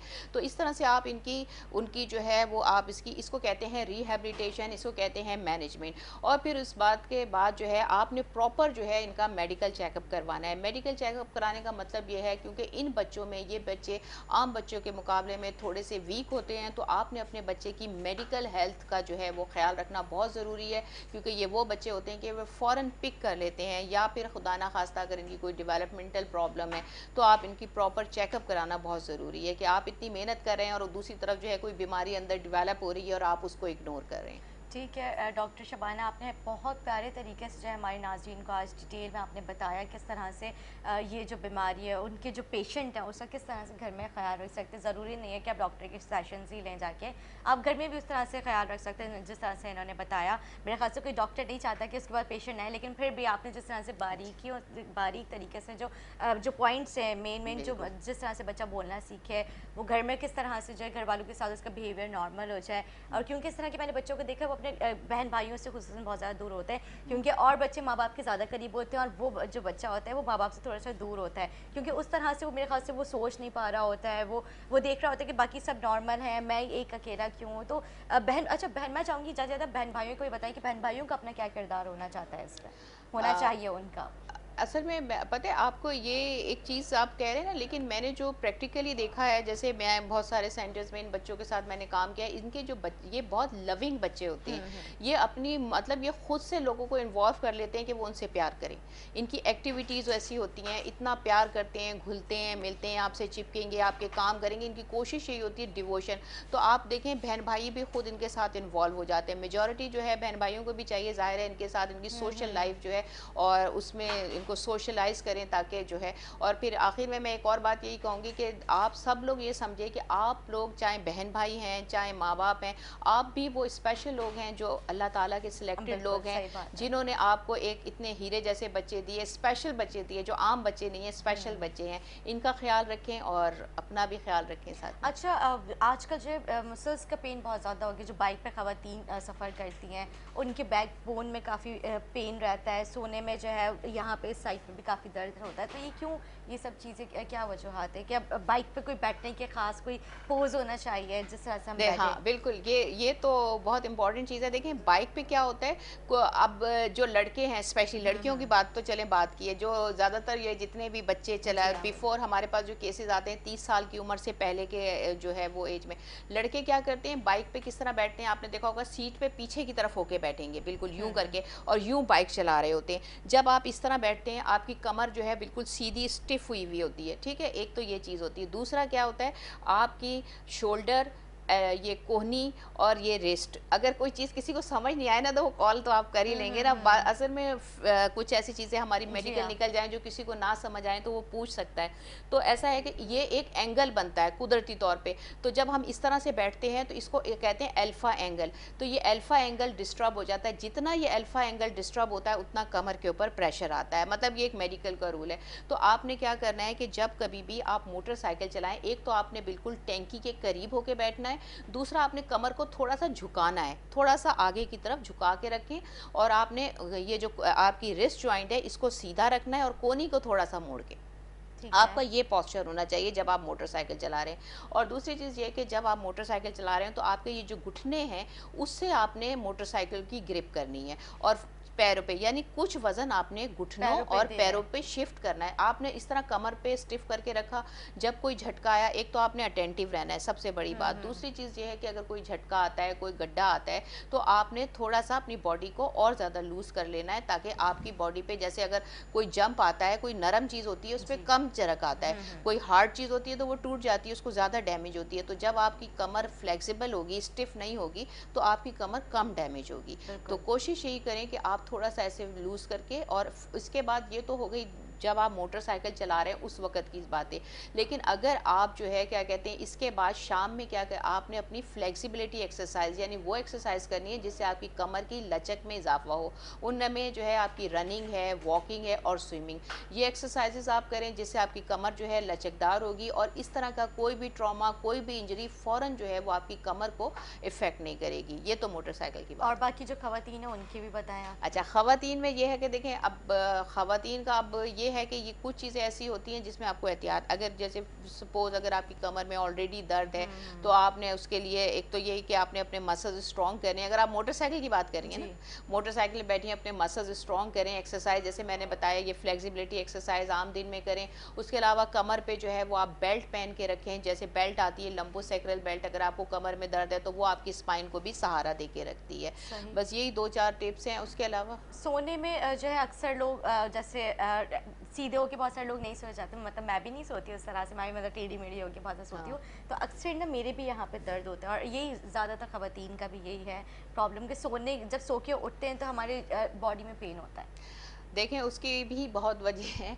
कमर में दर्द की अगर हम बात करते हैं, तो जब हम कमर पे से सीधा लेटते हैं, ठीक है, हम सीधे लेटे और हम मोटे हैं, स्पेशली अगर मोटे भी हैं, नहीं भी हैं, तो हमारी कमर में सीधे लेटने से गैप आ जाता है यहाँ।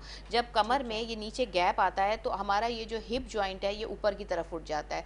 तो सादा सी बात यह है कि जब आप सीधे लेटें, आपकी गर्दन के नीचे तकिया होना चाहिए, और वो तकिया बहुत मोटा ना हो, इतना हो कि आपकी गर्दन जो है वो सीधी रहे, सहारा रहे। और उसके बाद आपने घुटने मोड़ के, ऐसे जब आप सीधे लेटें तो आपने घुटने मोड़ने और उसके नीचे 2 तकिए रखने घुटने के नीचे। जब आपका घुटना ऐसे मुड़ा हुआ होगा तो आपकी कमर के ऊपर से प्रेशर रिलीज हो जाता है। सीधा लेटने में तो आपने ये करना है। और जब आप करवट से लेटें तो आपने ये, आपकी पीछे रीढ़ की हड्डी है, तो आपने यहाँ एक तकिया रखना है ताकि आपकी कमर का ये जो एक कर्व आता है ना ऐसे, तो इस कर्व को सपोर्ट रहे। और दूसरा आपने ये करना है कि ये जैसे दोनों टांगे हैं, दोनों टांगों के बीच में घुटने के करीब जो है वो मोटा तकिया रखना है, ताकि आपकी टांगों के दरमियान ऐसे गैप रहे और आपकी बॉडी एक शेप में रहे।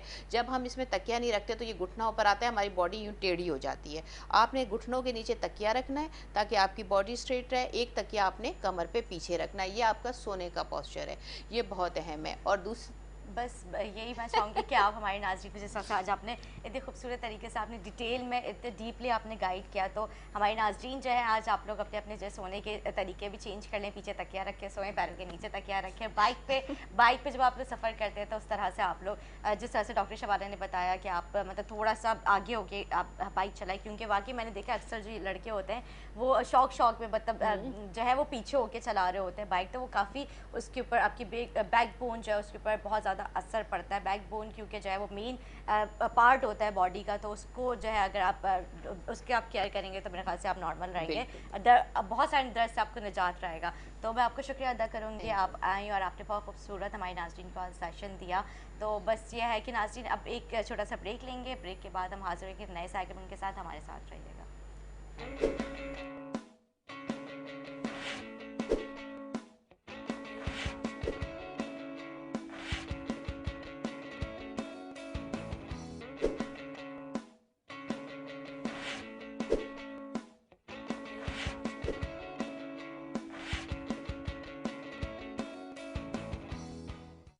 वेलकम बैक नाज़रीन, वेलकम बैक। जैसे मैंने अपने इंट्रो में कहा कि जैसे कि पहले बहुत ज़्यादा ज़ोर हुआ करता था आपने पौधे लगाने और जो है पौधों का ख्याल रखना है, उनको पानी देना है, लेकिन और हमारी गवर्नमेंट की भी काफ़ी ज़्यादा उस पर इंटरेस्ट नज़र आ रहा था, लेकिन अब हमारी गवर्नमेंट जो है वो उस तरह से अपना इंटरेस्ट शो नहीं कर रही है। पहले जो पौधे लगाए गए थे अब उनको भी काट दिया गया है। क्या ये माहौल जो होता है, मतलब माहौलियाती तब्दीली जो होती है उसका या कोई मेन वजह है? क्या वजह है जो हमारी गवर्नमेंट जो है इसकी तरफ नज़र नहीं कर रही है? क्यों नहीं इस तरह के उनकी जो है ध्यान हो रहा है पौधों की तरफ, क्योंकि ये एक बहुत बड़ी मतलब चीज़ है। आप जब पौधे लगाएंगे तो एक अच्छी फ़िज़ा आपको मिलेगी, आपको मतलब रहने का एक अच्छा तरीका मिलेगा, आपकी सेहत सही होगी। लेकिन उसके बावजूद जो है उस तरह से गवर्नमेंट हमारी तवज्जो नहीं दे रही है। मेरे साथ मौजूद है दी ट्री मैन, इनको जो है लक़ब मिला है, मतलब दी ट्री मैन ऑफ पाकिस्तान का जो है शहरोज़ हमारे साथ मौजूद है, उनको लक़ब मिला हुआ है। मैं आपको खुशामदीद कहूँगी, आप मेरे प्रोग्राम में आए, इससे पहले भी आप आ चुके हैं और हमारी काफ़ी मतलब डीपली हमने इसके ऊपर डिस्कशन की थी, क्योंकि आप अपनी टीम जो है पूरी उसके साथ आए थे। तो मैं चाहूँगी कि आप मुझे बताएं, जिस तरह से अभी आपने बीच में जो है पौधे लगा रहे, तो क्या गवर्नमेंट का कोई कोलैबोरेशन है आपके साथ, आप लोग किस तरह से कर रहे हैं इनका? सबसे पहले तो मैं आपका शुक्रिया अदा करूँगा कि आपने दोबारा प्रोग्राम में बुलाया हमें, और ये वो मौजू है जिस पे इस वक्त बात करनी ज़रूरी है, क्योंकि रिसेंटली अभी हमने देखा कि लास्ट मंथ से कराची के मुख्तलिफ शहराओं पे जो दरख्त लगे हुए थे उसको काटना शुरू कर जी दिया। हाँ। और मुख्तलिफ सोशल मीडिया के प्लेटफॉर्म से भी हमने प्रोटेस्ट किया। जैसे अभी ओशियन मॉल के सामने काफ़ी तादाद में दरख्त लगे हुए थे। इस वक्त गर्मी शुरू होने वाली है, लोगों को साए की ज़रूरत है, और गवर्नमेंट की तरफ से ये इकदाम देखते हुए रमज़ान भी करीब है, रमज़ान भी करीब है, और 25-26 दिन रह गए बिल्कुल रमज़ान वो में। देखने में आ रहा है कि ओशियन मॉल के सामने काट दिए गए। सैफी हॉस्पिटल जो है जस्ट अपोजिट केडिया चुरंगी, वहाँ पे दरख्त काट दिए गए। कलंदरिया की तरफ वहाँ पर दरख्त काट दिए गए। तो इस मुतालिक आपका प्रोग्राम है, तो मैं आपके प्रोग्राम के थ्रू यही कहूँगा कि मैसेज यही फॉरवर्ड करूँगा, जो दरख्त काटे जा रहे हैं, क्योंकि हमारे प्राइम मिनिस्टर ऑफ पाकिस्तान का विजन ही यही था, मिलियंस ट्री, सुनामी ट्री। और तो जब वो विजन्स हैं तो जो लगे हुए दरख्त उनको क्यों काटा जा रहा है? ये सवाल है मेरा यहाँ की इंतज़ामिया से, लोगों से, कि जो लग गए हैं उनको लगे रहने दें, काटने का कोई जवाब बनता ही नहीं है, क्योंकि दरख्त वो वही चीज़ है जो किसी भी तरीके से आपको नुकसान नहीं पहुँचा रहे हैं, फायदा ही देते हैं। हर सूरत आपको फायदा पहुंचा रहे होते हैं दरख्त, चाहे वो ऑक्सीजन की सूरत में हो, चाहे वो साया की तरफ हो। तो आपको कितना अच्छा फील होता है, आप मतलब ठंडी ठंडे एक तो वो माहौल मिल रहा होता है आपको, क्योंकि दरख्त जो है वो साया देते हैं। और उसके बाद जब आप एक खुली फ़िज़ा में जब सांस ले रहे होते हैं, वॉक कर रहे होते हैं, एक अच्छा एक माहौल मिलता है आपको। लेकिन उसके बावजूद अगर आप दरख्त काट देंगे, सिर्फ पेट्रोल और उसकी जो है पोल्यूशन, ये सब चीज़ें आपको मिलती हैं। अच्छी सेहत का जो राज है ना, वो अच्छी आबो हवा, अच्छी फ़िज़ा है। जब हमारे इर्द गिर्द अच्छा माहौल होता है, अच्छी आबो हवा, अच्छी फ़िज़ा और हरियाली जब देखते हैं, तो हमारे जो ब्लड प्रेशर है, जो डिप्रेशन है, जो टेंशन है, वो कम होती है। क्योंकि जब हम किसी पार्क या गार्डन की बात कर रही हैं, तो दरख्त से जो ताल्लुक जुड़ा हुआ है, वो तितलियों का भी जुड़ा हुआ है, परिंदों का भी जुड़ा हुआ है, खूबसूरतियों का भी जुड़ा हुआ है, फ्लावर्स भी नज़र आते हैं। तो हम जब पार्क में जाते हैं वॉक करने, या शाम में जब उसको एंजॉय करने जाते हैं तो एंजॉय करते हैं। लेकिन बदकिस्मती से कराची शहर के अंदर एक तो पार्क्स बहुत कम है, जो पार्क्स हैं वो भी उजाड़ हैं, क्योंकि इस शहर के अंदर लोगों को पीने का पानी नहीं मिल रहा, तो वो पौधों को पानी कहाँ से डालें, दरख्तों को पानी कहाँ से डालें।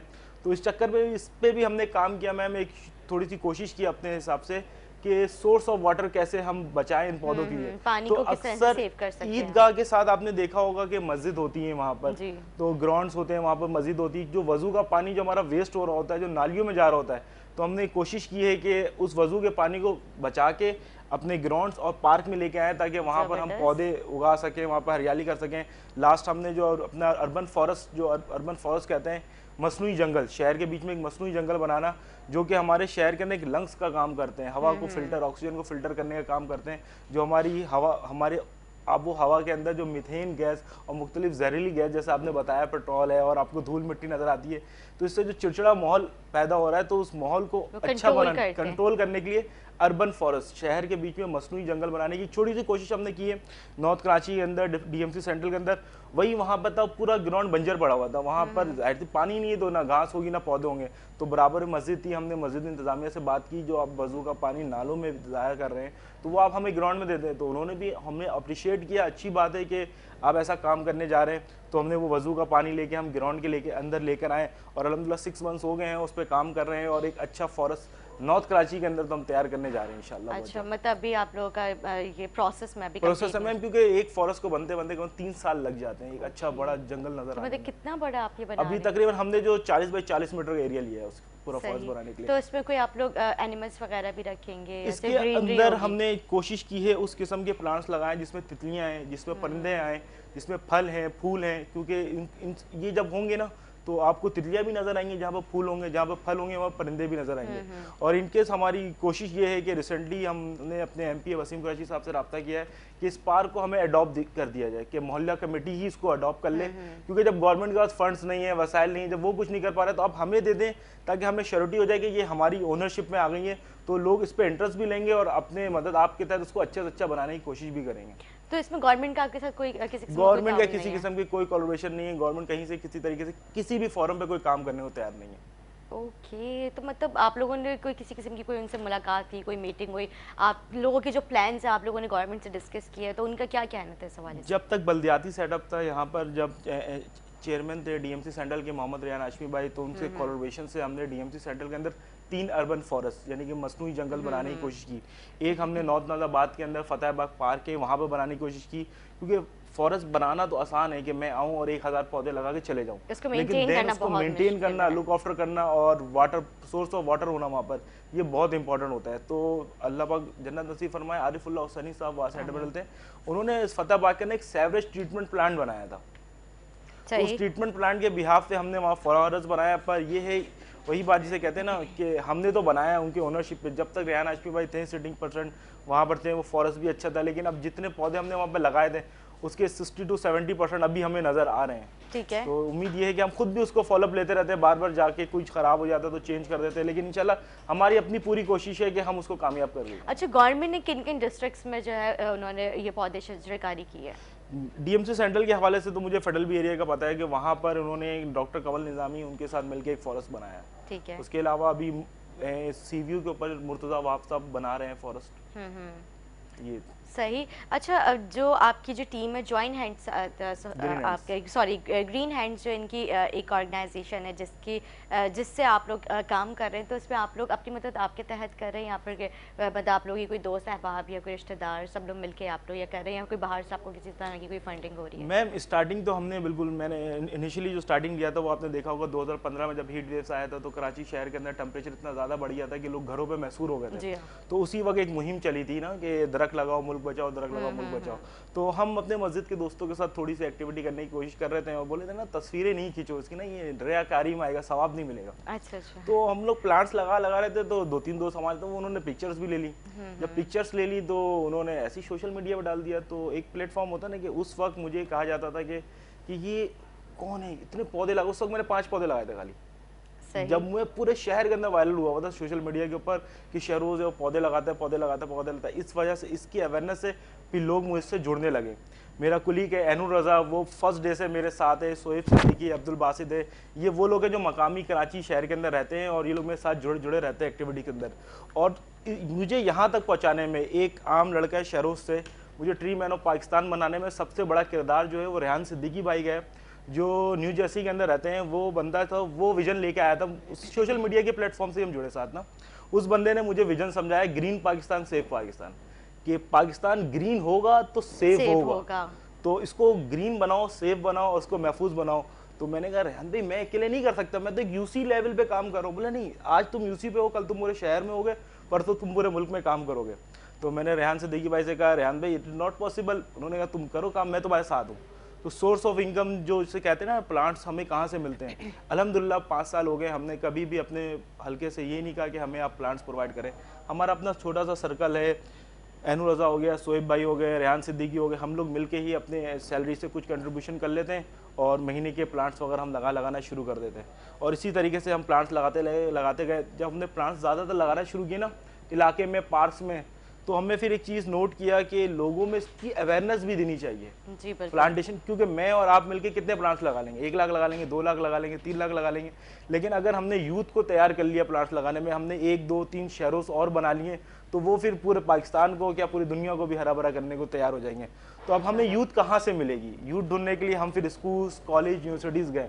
वहाँ पर हमने बच्चों से डिस्कशन किया प्लांटेशन के हवाले से, उनसे अहमियत पूछी, उनको अहमियत बताया हमने। क्योंकि अक्सरियत हमें ये बताती है कि दरख्त लगाने का एक फ़ायदा ये है कि हमें ऑक्सीजन मिलती है और वो कार्बन डाइऑक्साइड जैसे। और थोड़ा सा एक स्टेप आगे जाएंगे तो बोलेंगे ओजोन लेयर और ग्लेशियर। हम उसके आगे की बात भी बताते हैं कि देखो मुल्क और कौम के लिए जान देने को हर कोई तैयार है जी। मैं ये नहीं बोल रहा आपसे, मैं जान नहीं मांग रहा, मैं आपसे ये नहीं कह रहा आप पूरे इलाके का कचरा उठा लो, सफाई कर दो, लोगों को रोज़गार दे दो। मैं आपसे ये कह रहा हूँ अपने हिस्से का एक रोल अदा करो, एक दरख्त लगा लो। क्योंकि किसी भी मुल्क की कामयाबी के लिए 25% फॉरेस्ट होना ज़रूरी है। और आज से 10 साल पहले जब मैंने स्कूल लाइफ में पढ़ा था तो 4% समथिंग था, और मैंने अपने बड़ों से सुना है कि उन्होंने जब 20 साल पहले पढ़ा था तब भी 4% समथिंग था, और आज भी वो 4% समथिंग ही ये फॉरेस्ट है हमारा। तो हम कहते हैं कि हम फॉरेस्ट तो नहीं बना सकते, लेकिन हम अपने घरों पे जो है क्यारियां हैं वहाँ पे पौधे लगा लें, बिल्कुल मेंटेन कर ले। लेकिन एक और बदनसीबी ये है कि जब कार लेकर आ जाते तो हम अपनी क्यारियों को रिमूव कर देते। हकीकत बात है, क्योंकि स्पेस ही नहीं रहे, जगह जगह पे इतने इतने घर बन चुके हैं, और हम पता नहीं हमारे डिपार्टमेंट जो है कैसे इजाजत दे देते, 3-3 मंजिला 4-4 मंजिला बना रहे होते। ये भी एक मतलब एक है हमारे कुछ हमारे डिपार्टमेंट्स की भी गफलत है, जिसमें SBCA बहुत मतलब सारे फहरिस्त है, वो लोगों को इजाजत दे देता है कि आप लोग जो है बाहर मतलब गलियां कंजेस्टेड हो गई हैं। डिस्कस करूं कि अगर 20 साल पहले हम जाते हैं तो हमारी दादी नानी के घरों पे एक दरख्त हुआ करता था आम का, अमरूद का। हम स्कूल्स में जाके डिस्कस करते थे कि मैं दादी के घर में अमरूद का दरख्त है, इसमें तोता आता है, आम का दरख्त आता है, मैं जामुन तोड़ता हूँ। और आजकल के बच्चों के पास वो चीज ही नहीं है, वो दरख्त ही नहीं है। गलीज ऐसी वीरान पड़ी हुई, वहां पे क्यारियां ही नहीं है, लोगों ने काल लाके खड़ी की हुई है। मैं उनको बताता हूँ, चलो आपने काल लाके खड़ी, वो भी आपकी जरूरत है, ठीक है, आप इंडोर्स प्लांट्स पे आ जाएं। आप अपने कमरों के अंदर इंडोर्स प्लांट रखें। इंडोर प्लांट्स को कहते हैं मनी प्लांट। मनी प्लांट तो एक पत्ते वाला प्लांट कहलाता है, लेकिन मनी प्लांट का मतलब ये है कि इंडोर प्लांट सारे वो प्लांट्स होते हैं जो 24 आवर्स ऑक्सीजन देते हैं।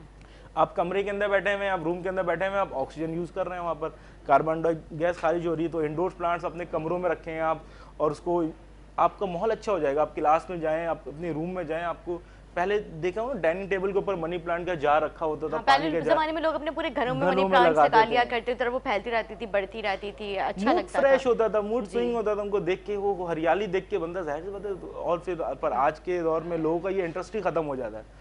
तो हमने बहुत कोशिश की, स्कूल कॉलेज यूनिवर्सिटीज के लोगों को खींच के लेकर आए कि इस तरफ राग़िब हो, मोबाइल की दुनिया से निकलो, पोस्टर शेयर करने से कुछ नहीं होगा, आज़ादी नहीं मिलेगी, अमली इकदाम करो। हम तुमसे कोई मजदूरी नहीं करा रहे हैं, हम चाह रहे हैं कि एक पौधा लगाओ। और ये पौधा लगाना से मुल्क के लिए नहीं, आपकी आखिरत का भी जरिया है, क्योंकि ये एक सदका जारी है। आप यकीन माने, मैं आपसे शेयर करता हूँ कि जब भी हमारी सोसाइटी में किसी का इंतकाल होता है, आपने देखा होगा कि अगले दिन कब्र पे जाके हम उसके एक पौधा लगाते हैं। बिल्कुल। उस मुर्दे को उसकी साई की भी जरूरत नहीं है और उसके फल फूल की भी जरूरत नहीं है। उस मुर्दे को उसकी सवाब के लिए हमने लगाया कि उसका सवाब उसको मिले। तो क्यों ना हम अपनी जिंदगियों में अपने हाथों से एक पौधा लगा लें कि भाई मैं जी रहा हूँ, तो एक सवाब के लिए तो सदके जारिया लगा लें। गैस, बिजली, टेलीफोन हम यूज़ करते हैं, उसका बिल पे करते हैं। ऑक्सीजन हम लेते हैं, तो क्या उसके रिटर्न में हम क्या देते हैं? कुछ भी नहीं देते। गाड़ियाँ हमारी कार्बन डाइऑक्साइड गैस खारिज कर रही है, पोल्यूशन है, एयर पोल्यूशन है, मुख्तलिफ पोल्यूशंस हैं इस शहर के अंदर। वो तो उसको कंट्रोल करने के लिए भी कुछ चीज़ें होनी चाहिए ना। देखिए, इस चीज़ की अगर हमने अभी कदर नहीं की ना, तो बहुत से ममालिक में ऐसे शहर मौजूद हैं कि वहाँ पर अगर आपने सिर्फ 24 आवर्स गुजारे तो समझे आपने 40 से ज़ायद सिगरेट पी हो, यानी कि आपके लंग्स, आपके फेफड़ों का ये हाल हो जाएगा। हम अपने आने वाली नस्लों के लिए कोशिश करते हैं कि मेरा बेटा अच्छी गाड़ी में घूमे, उसको अच्छी तालीम मिले, उसको अच्छा घर मिले, तो उसको अच्छी आबो हवा देना भी हमारी जिम्मेदारी है। क्योंकि आपने ये मुहावरा भी सुना होगा कि दरख्त लगाने वाला कभी उसके साए में नहीं बैठता। तो कल को किसी ने दरख्त लगाया था, तो आज उसके साए में हम बैठे हुए, उसका फल हम खा रहे हैं, हम उसकी ऑक्सीजन इस्तेमाल कर रहे हैं। तो हम अपने आने वालों नस्लों के लिए एक बेहतरीन तोहफा के तौर पे एक हरा भरा शहर, हरा भरा मुल्क उसको दे सकते हैं, एक अच्छा माहौल दे सकते हैं। और इसमें गवर्नमेंट का रोल अपनी जगह है, ज़रूरी है गवर्नमेंट है, लेकिन इंडिविजुअली बेसिस पे भी हम काम कर सकते हैं। बिल्कुल ठीक कह रहे हैं आप। 22 मार्च जो है वाटर सेविंग डे है, तो पानी को किस तरह से सेव किया जा सकता है? मैंने अपनी जो लाइफ है मेरी छोटी सी, मैंने उसके अंदर भी ऑब्जर्वेशन की 3 टाइम्स, यानी कि पानी को सेव करने की कोशिश। पहली, मैं अच्छा वाकया मैं आपसे डिस्कस करूंगा। 2018 था, सही है, और 2015 से 2018 के बीच में बारिशें नहीं हुई थी। आपने नोट की होगी, कराची शहर में गर्मी बहुत थी, लोग काफी दुआएं मांग रहे थे, बहुत दुआएं मांग रहे थे। तो सुबह के 6:30 बजे मेरे पास एक्स चेयरमैन रेहान हाशमी भाई का फोन आया। सुबह के वो देखते रहते थे एक्टिविटीज हम प्लांटेशन के हवाले से करते रहते हैं मुख्तलिफ पार्क्स और जगहों के अंदर। सुबह 6 बजे मेरे पास फोन आया रेहान भाई का कि शरोज कहाँ हो। मैंने कहा सर घर पर सो रहा हूँ, तो अर्जेंट मीटिंग करनी है, एक चीज़ हमने डिस्कस की है, वो तुम्हें बताना है और लोगों तक इस मैसेज को पहुंचाना है। तो हम पहुंच गए सुबह रेहान भाई के पास, DMC सेंट्रल के ऑफिस पहुंचे, तो देखा कि वो वहाँ पर जो वर्किंग कर रहे थे अपना A to Z, उन्होंने हमें बताया, उस वक्त 2018 की बात बता रहा हूँ, कि जो उनकी इन्वायरमेंट्स की जो टीम थी ना, इन्वायरमेंट की जो टीम है, उनसे उनकी डिस्कशन ये हुई है कि अगर बारिश के पानी को बंद बांध के हम पार्क और ग्राउंड में जमा कर लें तो वो सबसॉइल वाटर होता है, वो ज़मीन के अंदर अब्जॉर्ब हो जाएगा। सही। उससे हमारी बोरिंग में फ़र्क आएंगे, डिफरेंस आएगा। जो इलाकों में जो आप बोरिंग आज देख रही हैं, आप 200 फीट 250 फीट पे चले गई है। आज से 20 साल पहले कराची शहर के अंदर कुआं हुआ करता था 10-10, 15-15 फीट का, और मीठा पानी होता था उसके अंदर। और आज देखें आप 200-250 फीट पे चले जाती है आपकी बोरिंग और खारा पानी निकलता है। तो उन्होंने कहा ये ऐसे बंद मान के ऐसे पार्क जिसमें सेम थोर ना हो, एक तो सेम थोर वाले में तो पानी अब्जॉर्ब होगा नहीं, पर ऐसे पार्क और ग्राउंड जहाँ पे सेम थोर ना हो वहाँ पर पानी अब्जॉर्ब हो जाएगा। अब हमने उनकी बात सुनी पर हमें समझ में नहीं आया, पर हमने कहा एक बड़ा आदमी जब ये चीज़ कह रहा है तो उसकी कोई ना कोई लॉजिक उसके पीछे होगी। हाँ, तो हमने अपने इलाके में ही एक छोटा सा बंद माना, चढ़ाई से जो पानी आ रहा था बारिशों का वो ग्राउंड की तरफ ले गया। तो लोग मजाक उड़ाने लगे कि यार अगले दिन यहाँ पे कीचड़ हो जाएगा और डेंगू हो जाएगा और फलाना डमाना हो जाएगा। मैंने चलो अगले दिन देखेंगे क्या हुआ। आप यकीन माने वीडियो मौजूद है फेसबुक पे, ऑन द स्पॉट मौजूद है, शरो सिराज के नाम से मेरी आईडी है, आप चेक कर लीजिएगा उसमें। तो ना 24 आवर्स के बाद उसी जगह की मैंने वीडियो बनाई जहाँ पर मैंने तालाब बना दिया था जिस पार्क के अंदर, वो 24 आवर्स बाद वहाँ पर पानी का नामो निशान नहीं था। मैंने पाँव से मिट्टी उड़ाई है।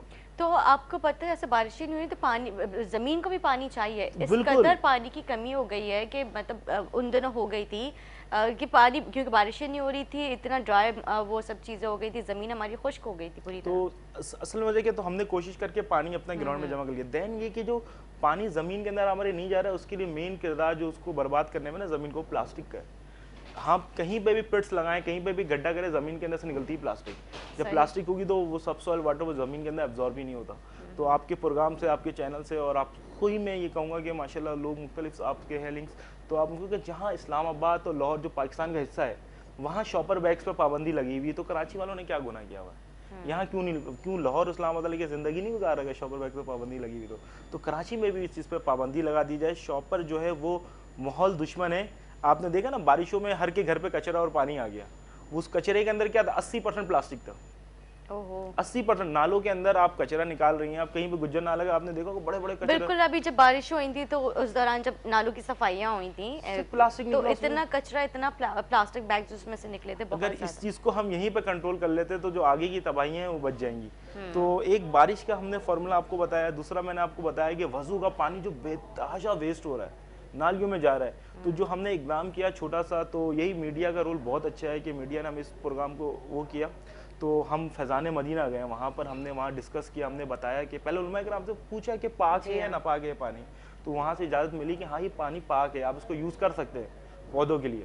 तो वहाँ से फैज़ान मदीना से माशाल्लाह ऑन द स्पॉट तमाम मस्जिदों के अंदर ये इकदाम इम्प्लीमेंट हो गया कि वज़ू के पानी को आप वेस्ट नहीं करेंगे, आप जो है पौधों के लिए इसको यूज़ करेंगे। देन ये कि बहुत सारे लोग हमसे पूछते हैं कि यार घर में पीने को पानी नहीं है, हम पानी खरीद के लाते हैं और बोरिंग का पानी यूज़ करते हैं हम, तो पौधों में पानी कहाँ से डालें? तो आपने देखा होगा कि किचन के हवाले से जो किचन का जो लंच करते हैं हम, उस लंच करने से पहले तक जो पानी यूज़ होता है, जो हम सब्जियां धोते हैं या जो सब्जियां धोते हैं, अंडे बॉईल करते हैं, वो बहुत पानी होता है जो वेस्ट होता है। मेरी नज़र में, मेरी जो ऑब्जर्वेशन की है मैंने, किचन का काम नहीं किया मैंने, पर मेरी जो ऑब्जर्वेशन है किचन में बेइंतहा पानी यूज़ होता है। तो उस पानी के जो बेसन होता है उसके अंदर नीचे हम अगर अपना केन लगा लें एक पानी का, जो खाना खाने से पहले जो पानी चीज़ें धुल रही होती हैं, चाहे गोश्त हो, मछली हो, सब्जियां हो, सब चीज़ धुल रही होती है, वो पानी हम केन में सेव कर लें। देन ये कि जब आप लंच का टाइम हो जाए तो केन हटा के वो पानी जो क्योंकि जब बाद में आप साबुन यूज़ कर रही होती है उसमें उसको साफ करने वो तो आप इस्तेमाल नहीं कर सकते गार्डन में, लेकिन उस पानी को आप किचन गार्डन में इस्तेमाल कर सकती हैं। जो आपने किचन के लिए, मैं बोलता हूँ लोगों ने, जो आप धनिया की गड्डी बाहर से 20 रुपये का खरीद रहे हैं, घर में 5 रुपये में बेइंतहा धनिया लग सकता है। पुदीना के आप पौधे लगा ले घर पे, इतना पुदीना हो जाएगा आपका पूरा मोहल्ला खुद का फील हो जाएगा। पुदीना वो चीज़ है, उसकी शाख काट के आप पुदीना की लगा लें।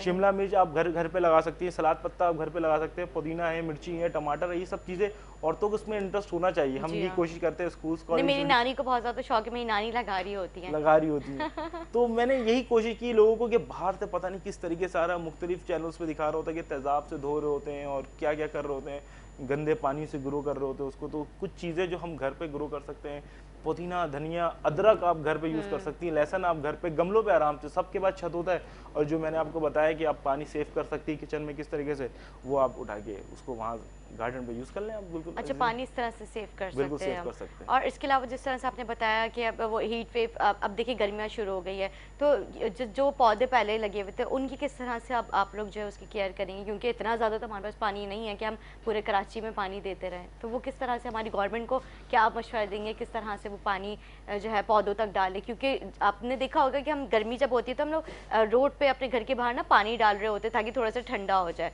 तो वो भी एक चीज़ है, मैंने देखा है। वो भी मतलब कराची को पानी तो मिलना चाहिए ना रोड्स पे। बिल्कुल कराची को पानी मिलना चाहिए। और जैसे कि आपको ही पता है, हमें ही पता है कि डैम्स भर गए हैं, लेकिन हमारे नलों में पानी नहीं आ रहा। नलों में पानी नहीं है, बाकी आपने बिल्कुल ठीक है, बूंद बूंद पानी के लिए हमारी आवाम परेशान है। तो हर चीज़ की एक प्लानिंग होती है, तो दरख्त लगाने की भी वही प्लानिंग होनी चाहिए कि जहाँ पर सोर्स ऑफ वाटर मौजूद हो वहाँ पर आप दरख्त लगाएं। और दूसरा ये कि बता चुका हूँ मैं, मस्जिद के पानी को भी आप यूटिलाइज़ कर सकते हैं। अगर घर के अंदर आपकी क्यारी और एक गमले वगैरह आपने पॉट्स वगैरह रखे हुए हैं, तो उसमें आप किचन का जो पानी सेव किया हुआ वो इस्तेमाल कर सकते हैं। हाँ, अगर बोरिंग का पानी आपके घर पे आ रहा है तो कुछ पौधे ऐसे हैं जो खारा पानी में भी चलते हैं, जैसे चीकू का दरख्त है, आप वो लगा सकते हैं। सौजना है, वो आपका चल जाता है खरे अच्छा, खरे पानी में। सौजना का क्या फायदा है? सौजना के क्या फायदे, नहीं 300 से ज्यादा फायदे मैं आपको मैंने अक्सर लगे हुए देखा है, इसलिए मैंने सवाल किया। सौजना जो दरख्त है वो मोरिंगा, इसको इंग्लिश जी, में जी, मोरिंगा जी, कहते हैं और उर्दू में सौजना कहते हैं।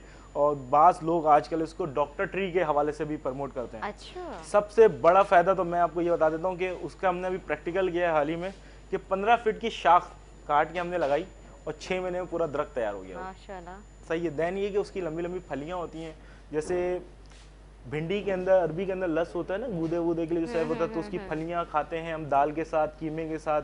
तो खाने की चीज़ है, सब्जी है, बहुत अच्छी बात है। उसके रूट्स के, उसके फूलों की चटनियाँ बनती हैं। उसके पत्तों का ना पाउडर बनता है। उसके पत्तों को लेके हम सुखा दें अगर, तो उसको 3 से 4 दिन सूखने का पड़ता है। उसके बाद उसको ग्राइंड कर लें तो पाउडर बन जाता है। वो आधा चम्मच पाउडर आप सुबह और आधा चम्मच शाम में लेती हैं, आधा चम्मच एक टाइम में लेती हैं, खाने के अंदर मिक्स कर देती हैं, तो 300 से ज़ायद बीमारियों का इलाज उसके अंदर है, मोरिंगा के अंदर। डॉक्टर ट्री है वो बेसिकली। तो मैं तो सबको यही मशवरा दूंगा कि मोरिंगा के जो पत्ते हैं वो आधा चम्मच आप खाने के अंदर मिक्स कर लें, अपनी जो सालन बना रही है उसी में डाल दें, उसी में मिक्स कर लें और इजीली यूज़ करें। क्योंकि जितना हम आर्टिफिशियल जिंदगी की तरफ जा रहे हैं, फास्ट फूड की तरफ जा रहे हैं, उतना हम बीमार होते जा रहे हैं। बिल्कुल ठीक। दोबारा हम नेचर की तरफ लौट आएंगे, जैसे पहले की लोगों की उम्र 80 साल 90 साल 100 साल प्लस होती थी, क्योंकि वो नेचर से करीब थे, वो इन फास्ट फूड्स और कोल्ड ड्रिंक्स वगैरह की तरफ नहीं थे।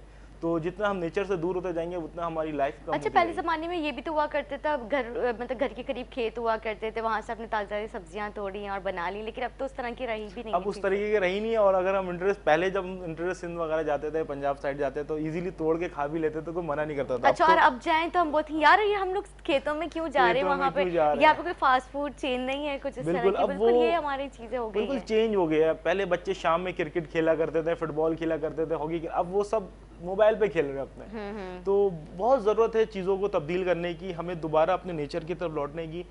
खेल कूद, स्पोर्ट्स एक्टिविटीज़, हेल्दी एक्टिविटीज़। मैंने जो सोचा, मेरे डोमेन में जो काम था वो प्लांटेशन। मैंने आज तक क्रिकेट विकेट बल्ला वगैरह नहीं पकड़ा, कोई स्पोर्ट्स एक्टिविटी नहीं की, पर मैंने जो अपनी एक्टिविटी गेन कर दी वो सारी की सारी प्लांटेशन के ऊपर। अच्छा। तकरीबन 2015 से मैंने एक्टिविटी शुरू की और यही कोशिश होती है कि महीने के अंदर 2 से 3 एक्टिविटीज़ में अच्छी एक्टिविटीज़ कर सकूँ। रिसेंटली कल मैंने एक लियाकताबाद नंबर 2 के अंदर एक एक्टिविटी की है, जो पूरे लियाकताबाद के अंदर आपको पता होगा, गली वहाँ तकरीबन इतनी बड़ी है कि 2 बाइकें एक साथ नहीं गुजर सकती। तो वहाँ तो दरख्त का तस्वुर हो ही नहीं सकता उस जगहों पे। तो वहाँ हमने एक स्कूल देखा, नवाब सिद्दीकी स्कूल नाम था, अली खान स्कूल था, वहाँ प्ले ग्राउंड था।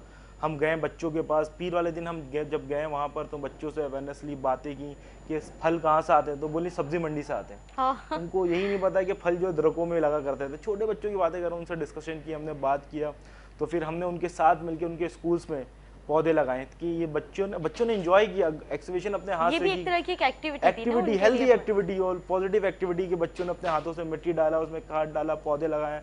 फिर हमने हर क्लास के बच्चों को 2-2 पौधों की ओनरशिप दे दी, ताकि एक होता ना लगाया, फोटो शूट कराया, चले गए, कुछ पता ही नहीं बाद में ख्याल रखना होना है क्या नहीं होना। हमने उन बच्चों को वहाँ उनको ओनरशिप दी पौधों की, और बच्चों से ब्रीफिंग ली हमने कि आप क्या जानते हो प्लांट्स के बारे में। जिसने अच्छा बताया उसको हमने अप्रिसिएशन सर्टिफिकेट दिया, क्योंकि हौसला अफजाई जब आप किसी की करेंगे तो वो आगे जरूर बढ़ेगा। बिल्कुल ठीक कह रहे हैं। तो बस इस तरीके से हम काम करते रहते हैं, और यही हमारा मकसद ये है कि हर शख्स अपनी ज़िंदगी में अपने हिस्से का एक पौधा लगा ले।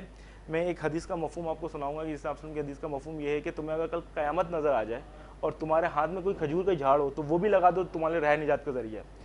एक हमारे मुल्क की खिदमत भी है, एक हमारी जो आखिरत है वो भी संवर रही है, और एक पॉजिटिव एक्टिविटी। लोग आपको बहुत अप्रिशिएट करते हैं इस काम से। जहां मैं अगर कोई तस्वीर लगा देता हूँ सोशल मीडिया पे, वहाँ 100 कमेंट्स अगर आते हैं, तो एक पौधे के साथ तस्वीर लगाता हूँ तो वहाँ 500 कमेंट्स आते हैं। लोग, उनको पता है कि इस पौधे लगाने का जो फायदा जो है वो अमेरिका में जो बैठे हुए रेहान सिद्दीकी भाई, जो जिन्होंने हमें विजन दिया ग्रीन पाकिस्तान का, उनको भी है। नजीब भाई जो शिकागो में बैठे हुए हैं, वो वहाँ से बैठ के मुझे आधा घंटा इंडोर्स के, मैं इलेक्ट्रॉनिक्स इंजीनियर हूँ बेसिकली।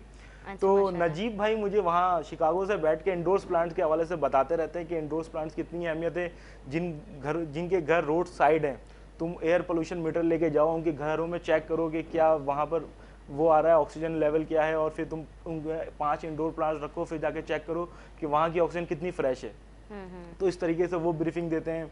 सायरा खान है वहाँ पर। ओवरसीज पाकिस्तानी का बहुत रोल है मुझे प्रमोट करने के अंदर।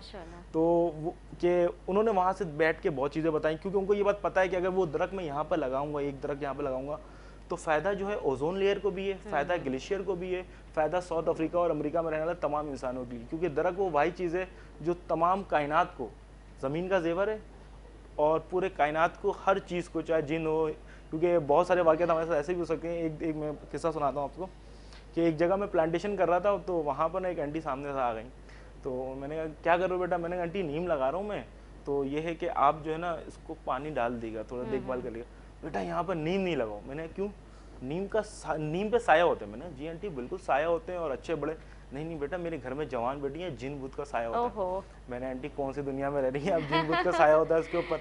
तो मैंने उनके घर के आगे फिर एक फ्लावर ट्री छोटा सा लगा दिया। मैंने आंटी अब तो खुश है ना आप? आंटी ने हाँ मैं अब खुश हूँ। तो इस तरीके से भी लोगों को फेस करना पड़ता है। कोई बोलता है कचरा हो जाता है यहाँ पर, तो इन चीज़ों को भी फेस करना पड़ता है। और ये चीज़ तो है। अब आप ये देखिए कराची में जगह जगह कितना कचरे के ढेर लग चुके हैं। अगर हमारी गवर्नमेंट जो है इसके ऊपर थोड़ी सी तवज्जो दे, इस तरह के जो कचरे के ढेर है उनको साफ करे, वहाँ पे आपको अच्छा खासा स्पेस मिल जाएगा। वहाँ पे अगर आप लोग इस तरह के पौधे लगाएं तो ये भी एक अच्छी चीज़ है, मतलब कचरा भी साफ होता रहेगा, कराची को ग्रीनरी भी मिलती रहेगी। एक अच्छा कल्चर अभी डेवलप हुआ है रिसेंटली, मैं बताऊंगा कि जहाँ पर कचरा कुंडी होती है ना, लोग सफाई कराते हैं, फिर दोबारा कचरा कुंडी, लेकिन सफाई कराने के बाद वहाँ प्लांट्स लगा देते ना, तो सामने वाला कचरा फेंकने से भी गुरेज करता नहीं यार खूबसूरत जगह लग रही है, यहाँ प्लांट्स ना लगाओ। तो एक प्लांट्स के बेनिफिट ये भी है, जहाँ पे कचरा हो तो वहाँ पे सफाई करके आप पौधे लगा दें, तो इंशाल्लाह उम्मीद है कि दोबारा वो कचरा। मैं आप लोगों से रिक्वेस्ट करूँगी आपके ऑर्गेनाइजेशन से कि आप लोग अगर इस तरह के जैसे कचरे साफ़ करें और कराची को मतलब एक अच्छा दिखाएं, जैसे आप लोग माशाल्लाह काम बहुत अच्छा कर रहे हैं और कराची खूबसूरती के लिए काम कर रहे हैं, मतलब हेल्दी कराची बनाना चाह रहे हैं आप लोग। लेकिन अगर इस तरह की भी आप लोग मतलब इसके ऊपर भी थोड़ी सी तवज्जो देंगे, कचरा अगर जो है डिपार्टमेंट्स के साथ मिल के आप उनको साफ़ करवाएं और वहाँ पर अगर आप लोग इस तरह का काम करें तो ये भी एक अच्छी चीज़ है। मैं अपने पार्क के लिए काफ़ी कोशिश कर रहा हूँ, डिपार्टमेंट से भी राब्ते में हूँ, पर उनका रोना यही होता है कि आज डीजल नहीं है, आज पैसे नहीं है, आज गाड़ी नहीं है, आज ये नहीं है, वो नहीं है। हम बहुत, अगर हमारी गवर्नमेंट, हमारे इदारे सही काम कर रहे होते ना, तो आज मैं घर पे बैठा होता, कोई ऑनलाइन क्लास कर रहा होता या मास्टर्स कर रहा होता और उन चीज़ों में इंगेज होता। पर यह है कि हमारा सिस्टम ही जब सही नहीं चल रहा, क्योंकि फिर कराची के अंदर मुख्तलिफ NGOs को आना पड़ा, चाहे वो राशन डिस्ट्रीब्यूशन के हवाले से हो, चाहे लोगों के रोज़गार के हवाले से हो, चाहे वो इन्वायरमेंट के हवाले से हो।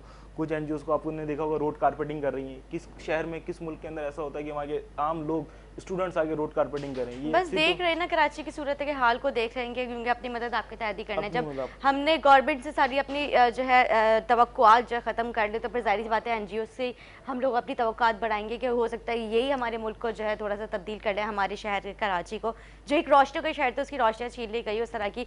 अब तो जगह जगह पे स्ट्रीट लाइट्स जो वो भी आपको बंद नज़र आती होंगी। शहरोज़, मैं आपका बहुत बहुत शुक्रिया अदा करूँगी, आप मेरे प्रोग्राम में आए। शहरोज़ जो है उनको ग्रीन मैन ऑफ पाकिस्तान का लक़ब भी मिला है, मैं यहाँ पे ये भी आपको बता दूँ। और जो है बहुत अच्छा काम कर रहे हैं, हमेशा इनको भी अपनी दुआ में याद रखें। कोशिश करें, अगर मेरे प्रोग्राम आज जो है हमारे नाज़रीन देख रही है, हमारे आज जो नई यूथ है, आप लोग इनके साथ जुड़े, कराची शहर को जो है रोशनियों का शहर बनाया, उसको ग्रीनरी जो है कराची को दें, ताकि जो है जब कराची खूबसूरत नज़र आएगा, हेल्दी नज़र आएगा, हम सबके लिए फ़ायदा होगा। इसी के साथ अपनी मेज़बान निदा आसिफ को दे इजाज़त। दुआ में याद रखें मुझे, मेरी पूरी टीम और हमारे जो गेस्ट आते हैं उनको दुआ में याद रखें। अल्लाह हाफ़िज़।